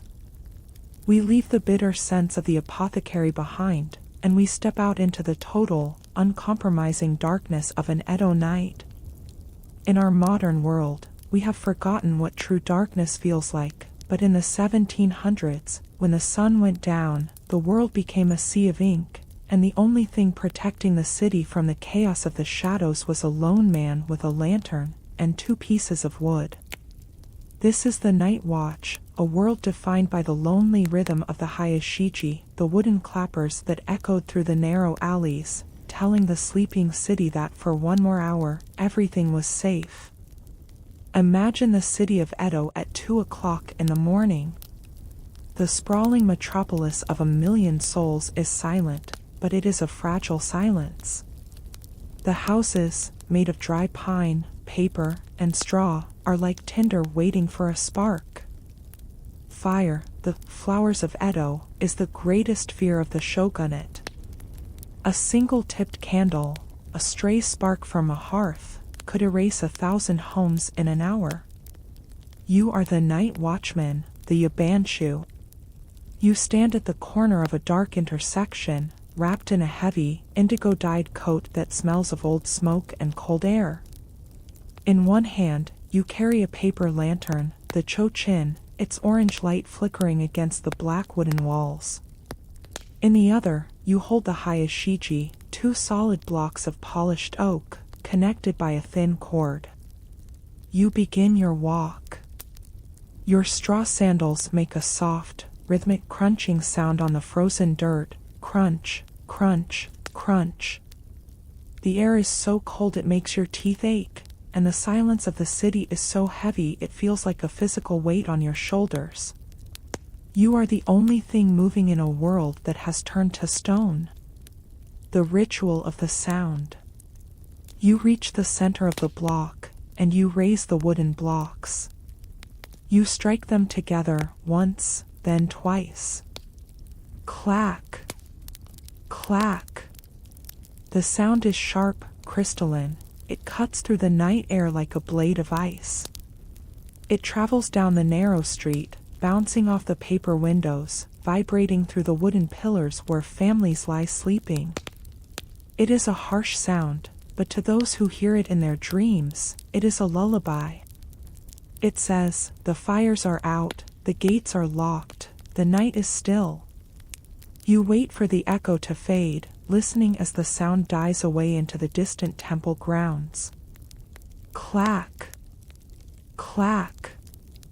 Then, you begin to walk again. Your lantern casts long, distorted shadows that dance across the sliding doors, shadows that look like ghosts, like samurai, like memories. Think about the profound loneliness of this task. You are the guardian of 1,000,000 dreams, yet you are completely alone. You see the city in a way no one else does. You see the stray cats moving like silk through the shadows. You see the moon reflecting in the stagnant water of the fire buckets that sit outside every door. You see the stars, clearer and brighter than they ever appear to the waking world, looking down with an ancient, cold indifference. The rhythm of the watch. Your walk is a circle, a loop that never ends until the first gray light of dawn. Every hour, you strike the wood. Clack. Clack. You are marking the passage of time in a world without clocks. You are the heartbeat of the city, a rhythmic reminder that even in the deepest dark, there is order, there is a plan, there is a watchman. As you walk, your mind begins to drift, lost in the hypnotic repetition of your own footsteps. You think about the fire watch towers, the yagura, standing tall above the rooftops, where another man sits, staring at the horizon, looking for that one, tiny, flickering orange glow that could mean the end of everything. You look up at him, and for a second, you share a silent connection, 2 points of light in a universe of black. The sensory details of the dark. The smells of the night are subtle, unlike the pungent odors of the day. You smell the dampness rising from the river, the scent of salt and mud. You smell the faint, lingering aroma of charcoal from a hearth that wasn't quite extinguished. You stop, your heart racing, leaning in toward a paper door, sniffing the air like an animal. Is it a fire? Or is it just the memory of warmth? You wait, your breath held in your chest, the silence pressing against your ears. After a long minute, you decide it is nothing. Just the smell of the city breathing. You strike your clappers again. Clack. Clack, reassurance for the house, and reassurance for yourself. The cold begins to settle into your bones. Your fingers are stiff around the wood, but you do not stop. To stop is to let the darkness win. To To stop is to break the spell of the watch. You are a part of the architecture now, as much as the gates and the wells. The transition to the end of the watch. The night is at its deepest, the hour of the ox, when the spirits are said to walk the earth. But you do not fear the spirits. You have your lantern, and you have your rhythm. The wooden clappers are your protection, their sharp sound is a barrier that no shadow can cross. Eventually, the blackness begins to soften into a dark blue. The stars begin to fade, and the outlines of the mountains become visible against the sky. Your shift is almost over. You hear the first stirrings of the city, the distant sound of a temple bell, the creak of a door opening, the soft splash of a woman pouring water. The night has been held at bay. The city has survived another darkness. Transitioning to sleep. Imagine yourself now, no longer the watchman, but the one lying inside the house, safely tucked under your heavy quilts. You hear the distant, muffled sound of the clappers. It is far away now, a ghostly echo from the next street over. It tells you that the world is in order. It tells you that someone is watching. It tells you that you can finally, truly, let go. Feel the warmth of your bed, the weight of the blankets. The sound of the watchman's footsteps is fading, moving further and further away, until it is nothing but a heartbeat in your own mind. The lantern has been extinguished.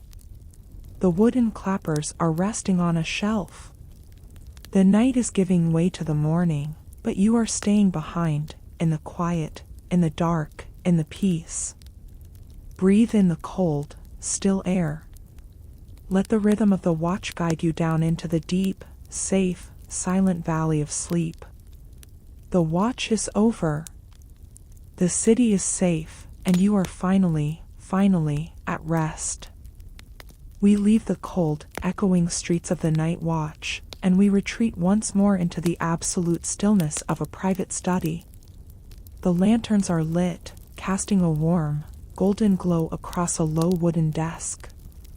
There is no sound here, only the faint, rhythmic scratching of a distant cricket. We are here to witness one of the most patient acts in all of feudal Japan, the preparation of the mind through the preparation of the ink. This is the art of the inkstone, a ritual where the world of action is forgotten, and the world of the spirit begins with a single drop of water. Imagine sitting on the tatami, the air smelling of aged cedar and the faint, sweet scent of plum blossoms drifting from the garden. Before you lies the suzuri, the inkstone. It is a heavy, rectangular slab of dark, volcanic rock, smooth as glass in the center, yet possessing a hidden tooth that can grind the hardest of materials. To the uninitiated, it is just a tool, but to you, it is a gateway. You take the sumi, the ink stick.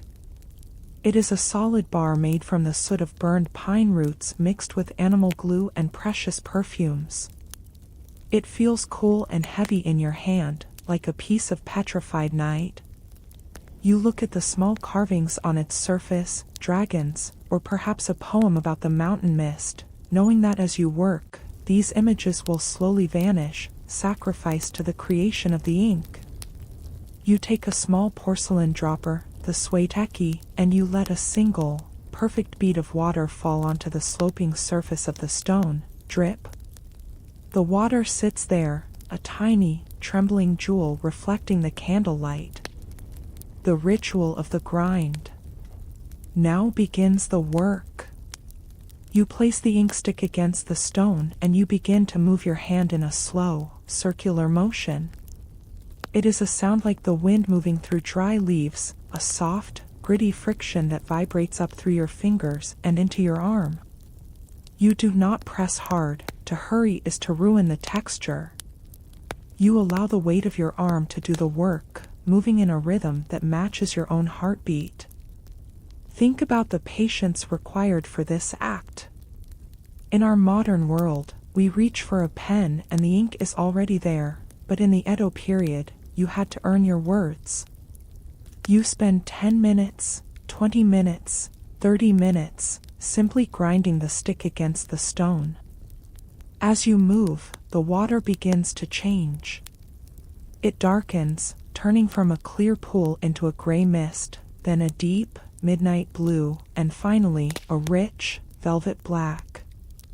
The scent begins to rise. The friction of the stone releases the aroma trapped inside the ink stick, the smell of ancient forests, of smoke, of musk. It is a scent that grounds you, pulling your focus away from the worries of the day and narrowing your universe to the point where the stone meets the stick. The philosophy of the void. As the ink grows thicker, it becomes alive. It develops a sheen, a luster that seems to swallow the light of the candle. You watch the whirlpool of blackness you have created, a tiny ocean of ink that holds the potential for every poem ever written, every law ever decreed, and every map ever drawn. Your mind begins to mirror the stone. The circular motion of your hand has smoothed out the jagged edges of your thoughts.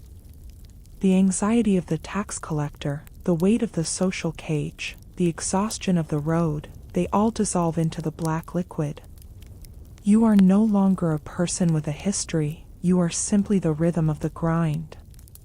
The preparation of the brush. Now, you reach for the food, the brush. The handle is made of hollow bamboo, light and balanced.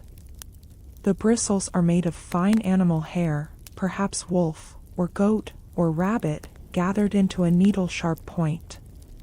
You dip the brush into the ink you have just made. You don't just soak it, you feed the brush. You rotate the bristles in the ink, making sure every hair is coated, every fiber saturated with the black essence.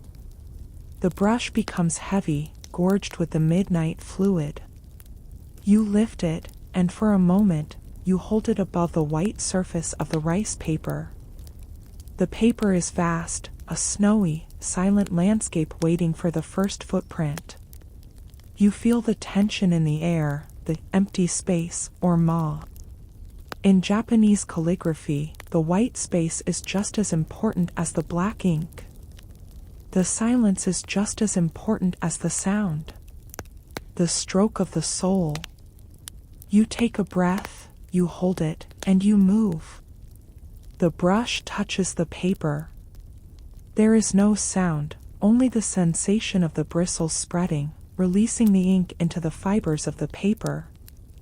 You move with a sudden, controlled grace, a single, fluid motion that captures the energy of your entire body. The ink bleeds slightly into the paper, creating a soft, feathered edge, a living line that breathes. You lift the brush, and the character is there. A single word, perhaps peace, perhaps mountain, perhaps nothing. It is permanent. In the world of the inkstone, there is no erasing. Every mistake is a part of the truth. Every slip of the hand is a record of your humanity. You look at the character as the ink dries, turning from a glossy black to a matte charcoal. It is a fragment of yourself, captured in soot and water. The settling of the ink. The ritual is over. You take a soft cloth and wipe the inkstone clean, removing the remnants of the black pool before they can harden into stone again. You wash the brush in a bowl of clear water, watching the ink cloud and swirl like a storm in a jar. The room is quiet again. The candle has burned lower, the wick curling into a black spiral. The cricket has stopped its song. Imagine yourself now, sitting in that pool of golden light. The ink on the paper is dry. The stone is cold and clean. The brush is resting on its porcelain stand. You have created something out of nothing. You have turned 30 minutes of silence into a single, beautiful mark. Transitioning to sleep. Close your eyes, and feel the rhythm of the circular grind still moving in your hand. Swish, swish, swish. The world is a blank sheet of paper, and the night is the ink. It is spreading over everything, over the houses, over the trees, over the mountains, a soft, velvet blackness that swallows all the sharp edges of reality. You are drifting into that ink, becoming a part of the midnight blue, moving without effort into the deep, dark fibers of the night. There are no more words to write. No more characters to form. No more ink to grind. The stone is still. The paper is full, and you are finally at rest. We leave the study and the dried ink behind, and we step out into the flickering twilight of a village at the edge of the cedar forest. In the world of the shogun, you were never truly alone. Even in the deepest silence of your home, or the most isolated path in the mountains, you were surrounded by 1,000 eyes. This is the world of the kami, the Shinto spirits that reside in the shadows, a belief system that wasn't about grand sermons, but about a quiet, daily anxiety of maintaining harmony with the invisible. Imagine the forest behind your house. The trees are ancient, their trunks covered in a thick, emerald moss that seems to glow as the sun disappears. You don't see the forest as a collection of wood and leaf, you see it as a living, breathing congregation. To you, a strangely shaped rock is not an accident of nature, it is the seat of a spirit. A waterfall is not just falling water, it is a deity in motion. This is the 8 million kami, a number that simply means infinite. They are everywhere, in the kitchen hearth, in the well, in the rusty hinge of your gate, and especially in the long, dark shadows that stretch across your floorboards at dusk. The ritual of the offering. You walk toward the small wooden shrine at the edge of your property, the hokora. It is weather-beaten, smelling of damp pine and old incense. Your task is simple, but it is a weight you carry every day. You must ensure the spirits are not offended, because an offended spirit does not bring hellfire, it brings bad luck, a spoiled crop, a sudden illness, or a fire that starts from nothing. You place a small ceramic dish of clean water, and perhaps a few grains of rice, on the wooden ledge. You clap your hands twice. The sound is sharp, echoing through the trees. It is the way you wake the spirit, the way you say, I am here. I am humble, please, look upon me with kindness. You bow your head, closing your eyes, and for a moment, you feel it. A subtle shift in the air, a cold draft that shouldn't be there, the feeling of being watched by something that has existed since before the first shogun was born. The anxiety of the taboo. Think about the psychological toll of living in a world of taboos, the kegar, or spiritual pollution. To the Japanese of this era, death, blood, and disease were not just physical things, they were shadows that clung to you. If you walked past a dead animal on the road, you were polluted.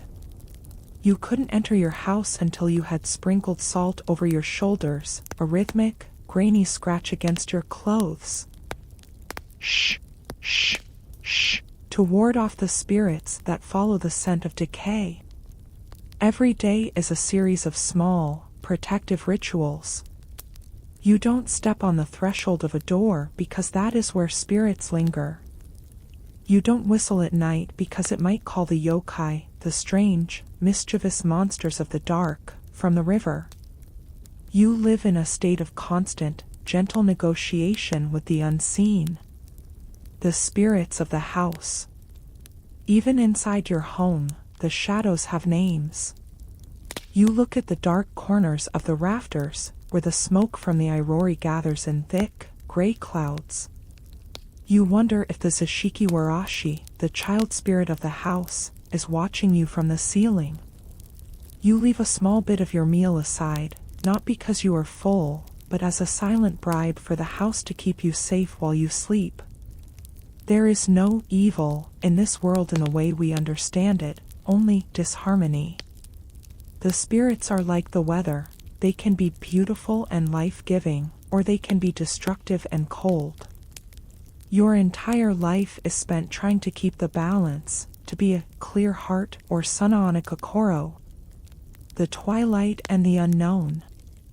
As the moon rises, the world changes.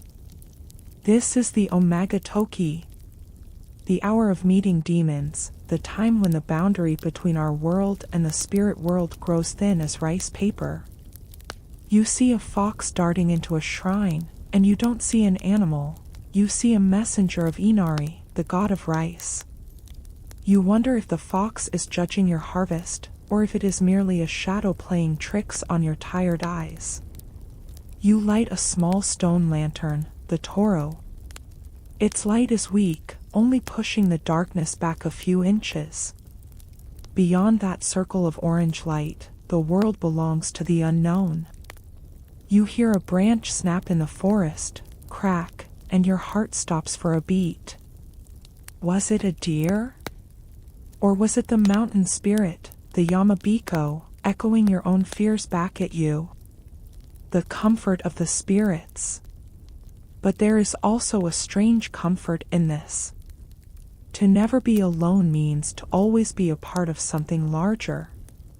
You are not just a peasant or a samurai, you are a guest in a magnificent, crowded palace of spirits. When you die, you believe you will not disappear, you will simply join the shadows, becoming a kami yourself, watching over your grandchildren from the mossy rocks and the rustling bamboo.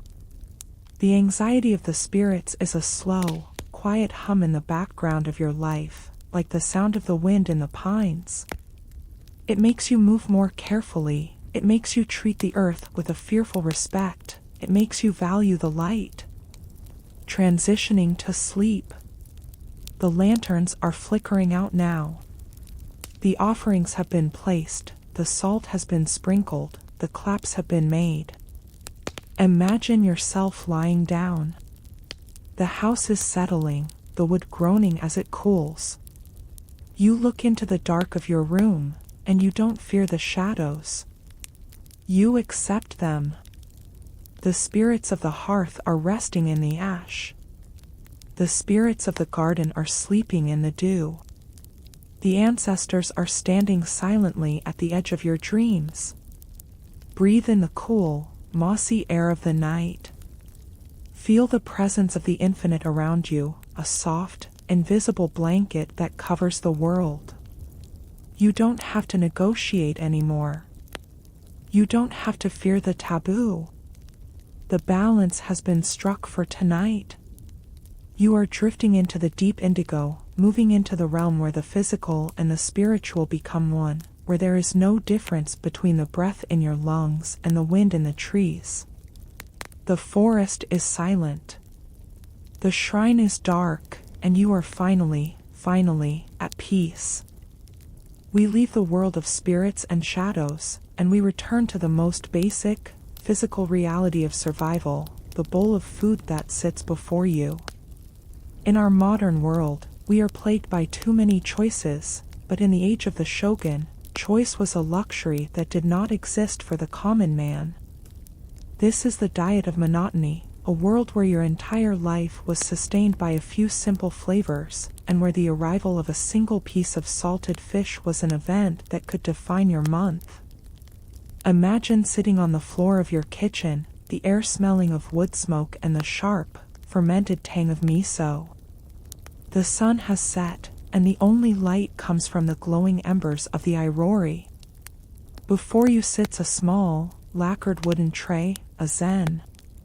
On it, there are 3 small bowls, and a pair of bamboo chopsticks. This is not a meal of pleasure, it is a meal of endurance.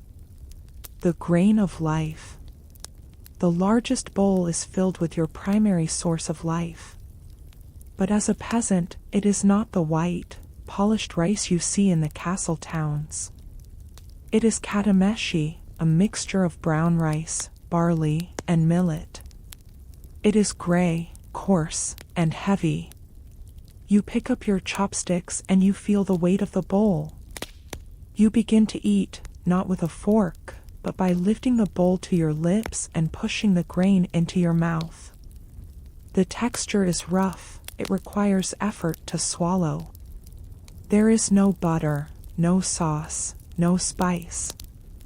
Just the honest, slightly nutty taste of the earth. You chew slowly, because you know that every grain represents a day of bending your back in the mud. You don't eat to be full, you eat so that you do not feel the hollow ache in your stomach for a few more hours. The salt and the fermented. Next to the grain sits a smaller bowl containing a single, pale yellow slice of taquan, pickled daikon radish. It is crunchy, salty, and carries a smell so strong it fills the entire room. This is your only companion to the grain. The salt is vital, it replaces what you lost in sweat under the sun, and the fermentation provides the invisible strength your body needs to keep moving. You take a small bite of the radish, crunch. The sharp saltiness wakes up your tongue, making the bland millet taste like a feast by comparison. In the Edo period, flavor was a tool, a way to trick the mind into accepting the same meal for the 10,000th time. The steam of the miso. Then, there is the soup. Miso shiru. A simple broth made from fermented soybean paste and water. It is cloudy, a swirling miniature storm in a wooden bowl. You lift it with both hands, feeling the warmth seep into your palms. You take a sip.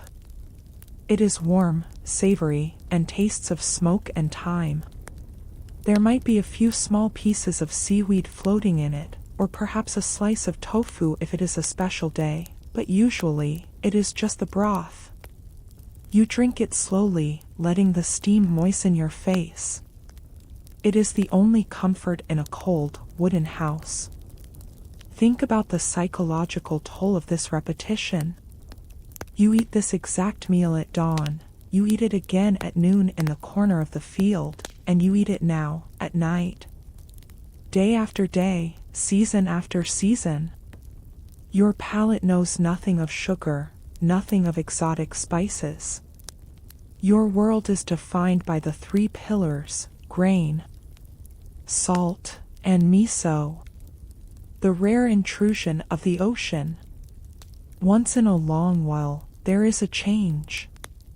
A peddler comes from the coast, his back bent under the weight of 2 baskets. Inside, wrapped in straw, are small, dried fish. Iwashi. They are salty, hard as wood, and smell of the vast, cold sea. Your family buys one, just one. It is grilled over the embers of the hearth. The smell of the roasting oils fills the rafters, a rich, fatty aroma that makes your mouth water with a sudden, painful intensity. You share it, each person getting a tiny flake of the salty meat. It is the highlight of your week, a momentary break in the gray wall of monotony. But as soon as it is gone, the monotony returns. The fish is a memory, and the millet is the reality. The silence of the meal. In the Edo house, there is no talking during the meal. Food is sacred because it is scarce. To speak is to be disrespectful to the grain. You eat in a profound silence, broken only by the sound of the wind in the thatch and the occasional click of a chopstick against the wood. You are focused entirely on the act of nourishing the machine of your body. As you finish, you do not leave a single grain. You take a small amount of warm tea or hot water, pour it into your rice bowl, and use it to rinse every last bit of starch and salt from the sides. You drink this water, leaving the bowl as clean as if it had never been used. Waste is not just a mistake, it is a moral failure. Transitioning to sleep. The tray is cleared. The bowls are wiped and stacked. The fire in the airori is dying down, turning into a pile of soft, white ash that looks like fallen snow. Imagine yourself lying down now. Your stomach is not heavy, it is just quiet. You feel the simple nutrients of the grain and the miso moving through your blood, repairing the wear of the day. The taste of the salt is still on your lips, a lingering ghost of the meal. You don't dream of banquets, you don't dream of sweetness. You dream of the rain falling on the fields, ensuring that next year, there will be enough millet to fill the bowl again. Breathe in the scent of the wood smoke and the cold night air. The world is simple, the needs are few, and the hunger is at rest. You are drifting away from the kitchen, away from the tray, into a place where there is no hunger, no thirst, and no effort. The bowls are empty. The hearth is cold, and you are finally full. We leave the humble kitchen and the scent of miso behind, and we enter the private quarters of a woman of status, a world of sliding screens, silk cushions, and the faint, metallic scent of iron. In our modern world, we go to great lengths to make our teeth as white as pearls, but in the sophisticated silence of the Edo period, a white smile was seen as garish, raw, and unfinished. To be truly beautiful, and to show one's maturity, one had to embrace the pitch-black darkness of Ohaguro.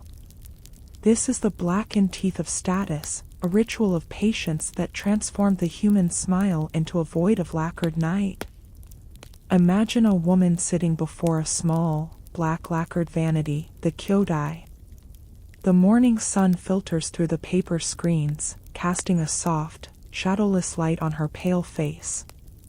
She has already applied her white lead powder, her face a porcelain mask that hides all emotion, but the ritual is not yet complete. On her tray sit 2 jars, a small brush, and a cup of warm water. She begins the preparation, and like everything in the age of the shogun, it is a process that cannot be rushed. Inside the first jar is a liquid called kanemizu, iron water. It is a pungent, acidic mixture made by soaking iron filings in vinegar and tea. It smells sharp, rusty, and slightly fermented. She takes a small, thin brush made of fine bristles, and she dips it into the dark liquid. She leans closer to the mirror, and she begins to paint. The ritual of the application. It is a slow, methodical motion. She must cover every tooth, from the front to the hidden reaches of the back. The liquid tastes of old coins and bitter tannins, a sharp, metallic tang that coats the tongue and stays there for hours. But she does not flinch. To flinch is to lack the discipline of her class. She applies the iron water, and then, she takes a second powder, the Fushir-no-Kyo, gallnut powder, derived from the swellings on the leaves of the sumac tree. This powder reacts with the iron, turning the liquid from a translucent brown into a deep, impenetrable black. Think about the time this takes. This is not a permanent dye, it is a stain that must be reapplied every few days, sometimes every single morning. A woman of status might spend an hour or more simply maintaining the darkness of her smile. It is a commitment to the aesthetics of the shadow, the belief that true beauty lies not in what is revealed, but in what is concealed. The symbolism of the void.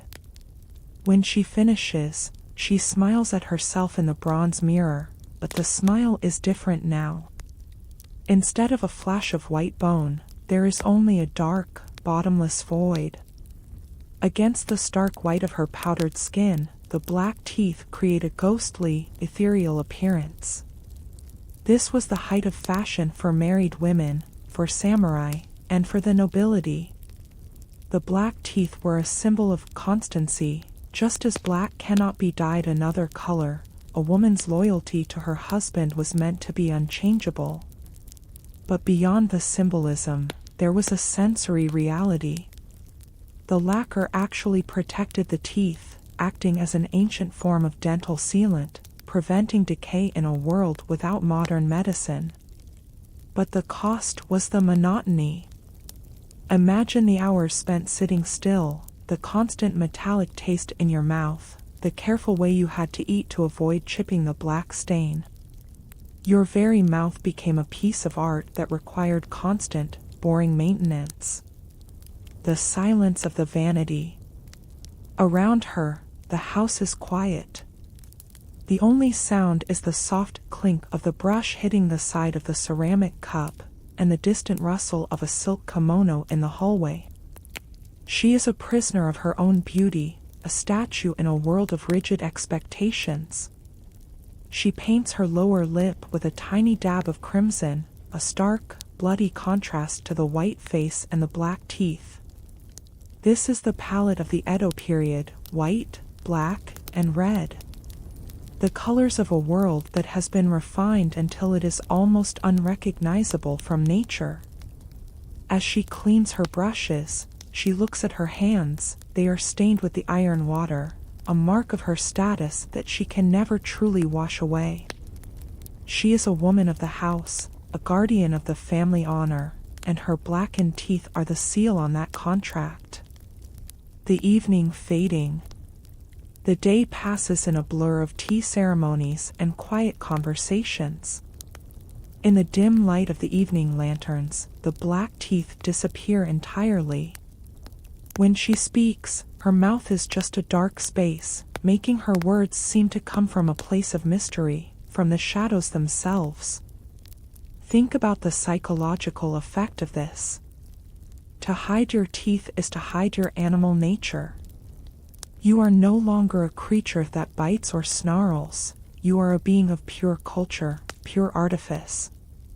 You have surrendered your natural self to the laws of the shogun. Transitioning to sleep. The vanity is closed now.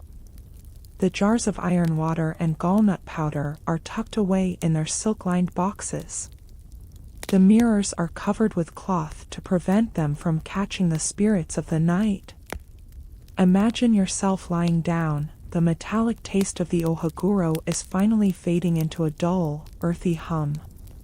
Your face is clean of the white powder, but the darkness remains on your teeth, a secret kept even in sleep. The room is a cavern of shadows, and you are a part of it.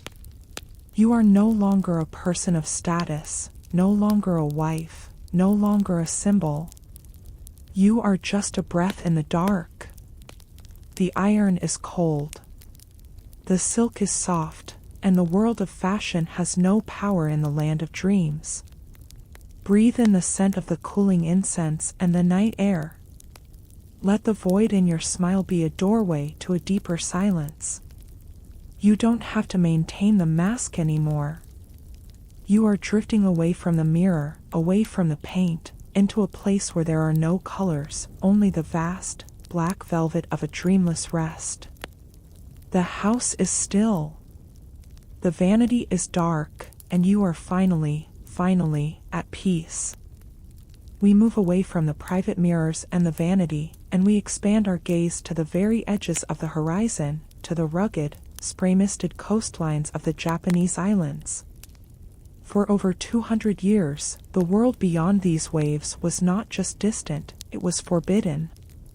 This is the fear of the unfamiliar, the era of Sakoku, a time when the shogun locked the gates of the nation and threw away the key, creating a laboratory of pure, isolated tradition, but also a deep, quiet anxiety about what might be lurking in the great, blue void of the Pacific. Imagine standing on a high cliff overlooking the sea. The wind is cold, smelling of salt and ancient depths. You look out at the water, and you see nothing but the endless rise and fall of the waves. No ships from far-off lands, no strange flags, no voices speaking in tongues you do not understand. To you, the world is Japan, and Japan is the world. Anything beyond that horizon is not just foreign, it is a ghost story, a dangerous myth that could unravel the peace of the shogun. The isolation was not just a law, it was a texture of life. It was the silence of a country that had stopped listening to the rest of the planet. Think about the psychological stillness of that. In our time, we are bombarded by the new, the different, the global. But for you, in the year 1750, everything you touch, everything you eat, and every idea you have ever heard, has been born and bred on these islands. The unfamiliar is a shadow that the state has spent centuries trying to erase. The ritual of the closed gate. In the south, on a tiny, man-made island called Tashima, a few Dutch traders are allowed to exist, like animals in a cage. They are the only window to the outside world, and even that window is covered in thick, bureaucratic frost. The shogun's officials handle the objects from the outside with a mixture of curiosity and deep, ritualistic suspicion. Imagine seeing a telescope or a clock for the first time. It feels like magic, but a magic that carries a hidden poison. You look at the glass, you touch the brass gears, and you feel a shiver of the unknown. It is the fear of the unfamiliar, the sense that these objects bring with them a different way of thinking, a different way of being, that could shatter the fragile harmony of the four-tier system. The loneliness of the archipelago. Because of Sakoku, your world is a loop, a circular path that never leads to a new destination. You know that if you were to build a ship large enough to cross the ocean, you would be executed. If you were to leave these shores and try to return, you would be executed. The ocean is not a bridge, it is a wall. This created a strange, intense focus on the internal. Every detail of Japanese life was refined to a level of near perfection, because there was nowhere else for human energy to go. The tea ceremony, the gardens, the poetry, they all grew deeper and more complex, like a plant growing in a small pot, but they also grew more rigid. Think about the boredom of a world that never changes. You know that your grandchildren will see the same mountains, eat the same rice, and bow to the same ranks as your grandfathers did. There is no discovery, only the slow, meticulous maintenance of what already is. The fear of the unfamiliar became a comfort, a warm blanket of sameness that protected you from the chaotic, violent world of the barbarians. The shadows in the water. But the fear never truly went away. It lived in the rumors that reached the villages.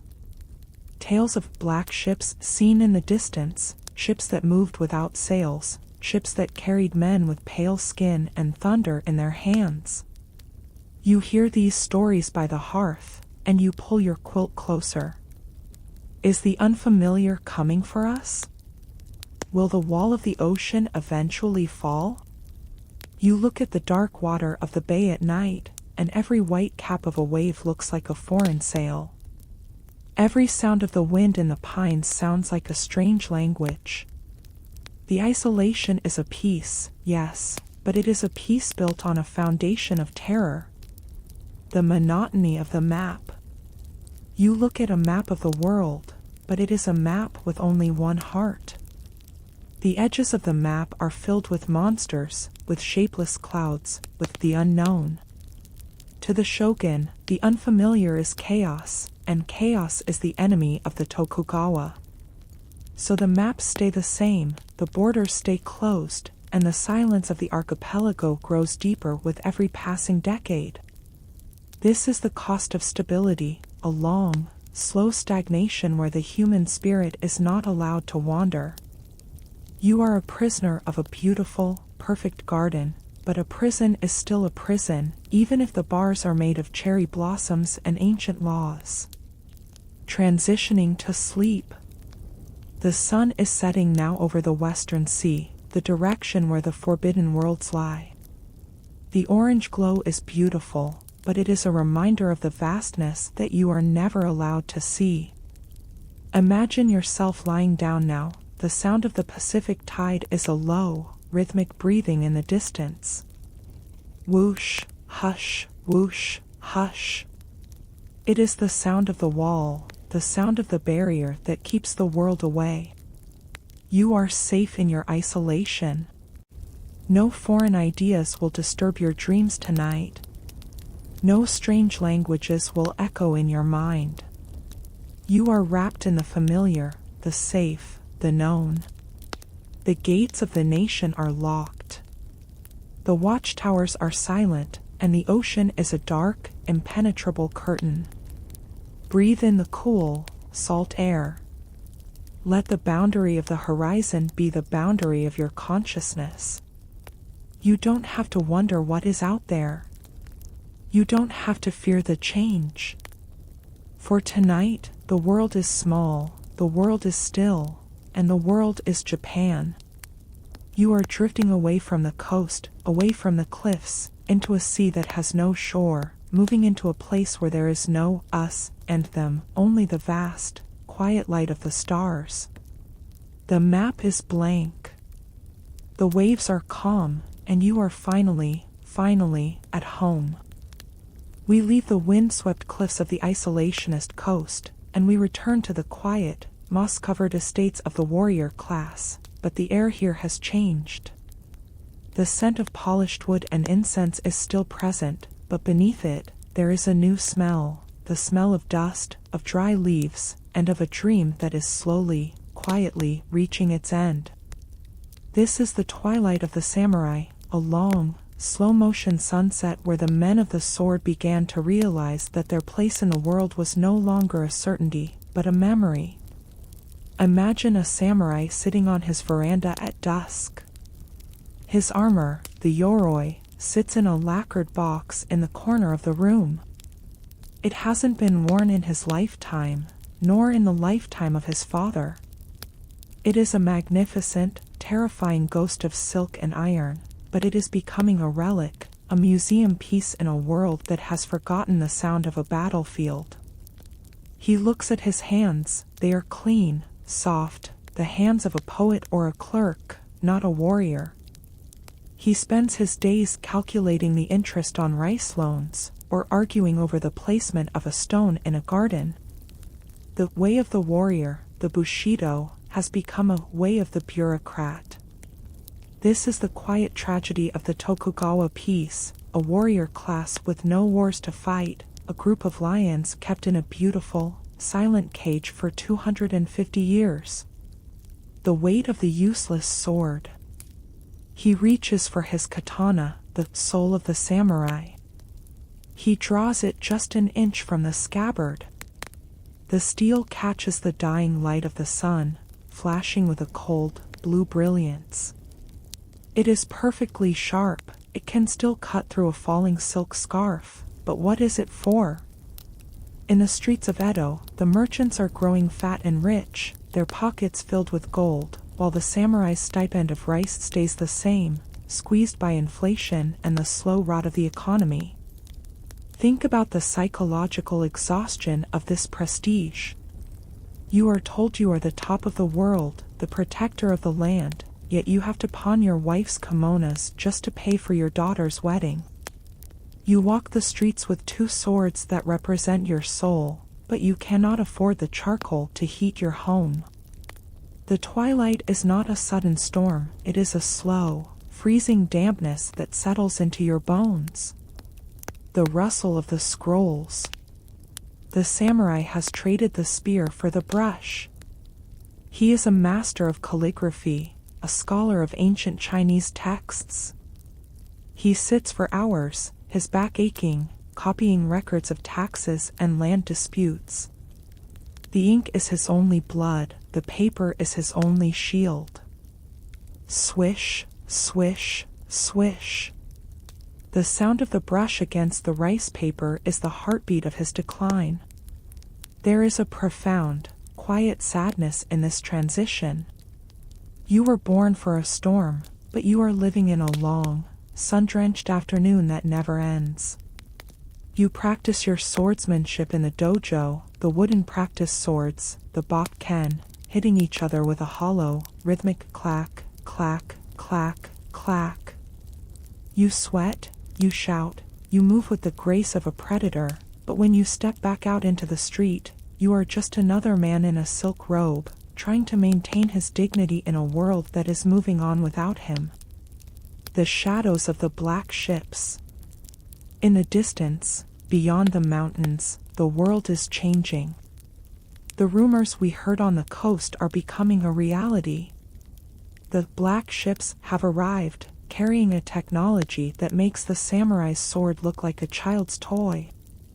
The samurai feels this change in the air, a cold wind that smells of coal smoke and iron. He knows, deep in his spirit, that the era of the sword is ending. The twilight is a time of ghosts. You look at the young men in the streets of Edo, they are starting to look at the West. They are talking about modernity, about nations, about industry. Words that feel like stones in the mouth of a warrior. For the samurai, the world was built on loyalty, hierarchy, and the stillness of the seasons. Now, the world is becoming fast, loud, and indifferent to the past. The final meditation. He sits in the dark now, the candle has flickered out. He looks out at his garden, the stone lantern casting a tiny, flickering light on the moss. He realizes that his class, his way of life, is like the cherry blossom. It is beautiful because it is falling. It is grand because it is about to disappear. There is no anger in this realization, only a deep, Zen-like acceptance. He wipes a speck of dust from his scabbard with a silk cloth, a slow, circular motion.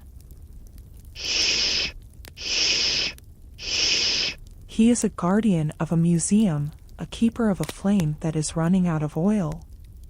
The twilight is long, and it is boring, and it is filled with 1,000 tiny humiliations, but it is also filled with a strange, tragic grace. He is the last of his kind, a silhouette against the rising moon. Transitioning to sleep. Imagine yourself now, lying on a cool mat in a silent room. The swords are on their rack, resting in the dark. They are no longer weapons, they are just heavy pieces of history. The sound of the practice swords in the dojo is a distant memory. The rustle of the tax scrolls has faded. The world of duty and honor is being swallowed by the soft, indigo velvet of the night. Feel the stillness in your own limbs. You don't have to defend a code tonight. You don't have to worry about your rank or your stipend. The sun has set on the era of the warrior, and the long, quiet night of the modern world is beginning. Breathe in the scent of the dry wood and the cooling earth. Let the weight of the sword leave your mind.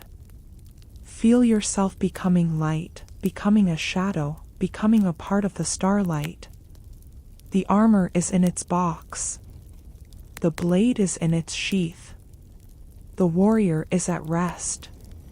You are drifting away from the castle, away from the honor, away from the struggle, moving into a place where there are no ranks, no masters, and no enemies. The twilight is over. The moon is high, and you are finally, at peace.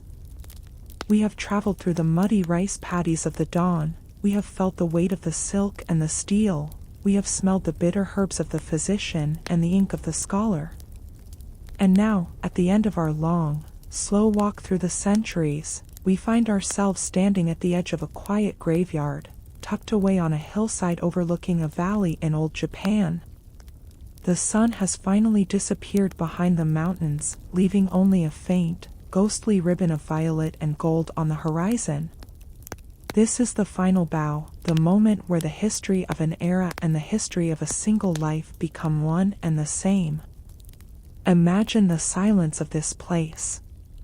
The gravestones, the haka, are simple pillars of gray stone, weathered by 200 years of mountain rain and winter snow.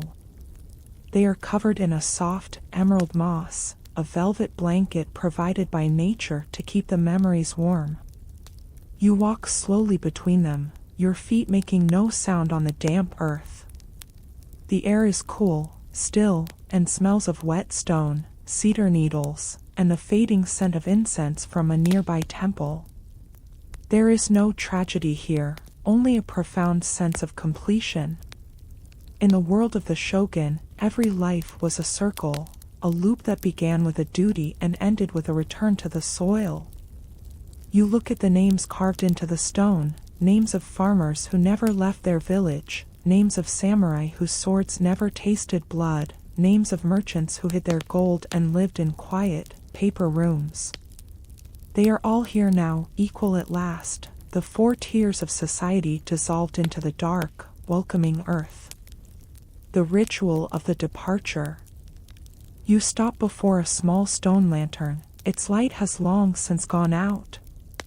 You reach down and touch the cold, rough surface of the stone. It feels solid, eternal, a reminder that while the people of the Edo period are gone, their stillness remains. Think about the long, slow arc of the era we have explored. 250 years of absolute order, of stagnant peace, of a world frozen in a beautiful, wooden cage. It was a world that valued the ending as much as the beginning, the falling cherry blossom as much as the budding branch. And now, you are witnessing the final falling of the petal. The twilight is deepening into a dark, oceanic blue. The shadows of the cedar trees are stretching out, reaching for each other across the graveyard, joining together to cover the world in a single, seamless indigo. This is the aesthetics of the void, the realization that everything we have talked about, the taxes, the tea, the language, the clothes, was just a temporary shape given to the silence. The release of the burden. As you stand in this quiet place, you feel a physical sensation of letting go. The invisible cage of the social tiers is opening its doors. The weight of the daisho is no longer on your hip. The itch of the hemp cloth is gone from your skin. The bitter taste of the medicine has been washed away by the cool night air. You are taking a final bow to the history that has held us for these 3 hours. A bow to the farmer in the mud, a bow to the shogun in his castle, a bow to the artisan at his loom. You are acknowledging their struggle, their boredom, their patience, and then, you are letting them go. The sound of your own breath is the only thing left in the valley. It is a soft, rhythmic ebb and flow, an echo of the tide we heard on the coast. In and out. In and out. The transition to eternal sleep. The world of feudal Japan is retreating into the mist. The castles are turning back into stone and timber. The roads of the Takedo are being swallowed by the grass. The ink on the scrolls is fading into the paper, until the pages are white and silent once more. You are no longer a traveler in time. You are no longer an observer of history. You are becoming a part of the stillness. Imagine yourself lying down now, right there on the soft, mossy floor of the mountain. The earth is cool and supportive beneath you, a bed that has been waiting for you since the beginning of time. You look up through the branches of the cedar trees, and you see the stars. They are the same stars that the night watchman saw, the same stars that the samurai used to guide his meditations. They are cold, distant, and infinitely peaceful. The darkness is not a wall, it is a blanket. It is heavy, but it is a kind weight. It is pressing down on your eyelids, smoothing out the lines on your forehead, relaxing the muscles in your jaw. The final settling. The house is quiet. The city is safe. The harvest is gathered. The ledger is balanced. There are no more chapters to read. No more rituals to perform. No more taxes to pay. The story has reached its final page, and the page is blank. Breathe in the deep, ancient silence of the mountain. Let it fill your lungs, let it settle in your heart. You are drifting now, away from the village, away from the era, into the vast, unmapped territory of sleep. The world is a dream that is finally ending. The lantern is out. The fire is ash, and the history of the Tokugawa is nothing but a shadow in the corner of your room. You are moving into the deep, dark indigo, further and further away from the light, into a place where there is no time, no rank, and no duty. The bow is finished. The curtain has fallen, and you are finally at rest. Sleep. Sleep. Sleep.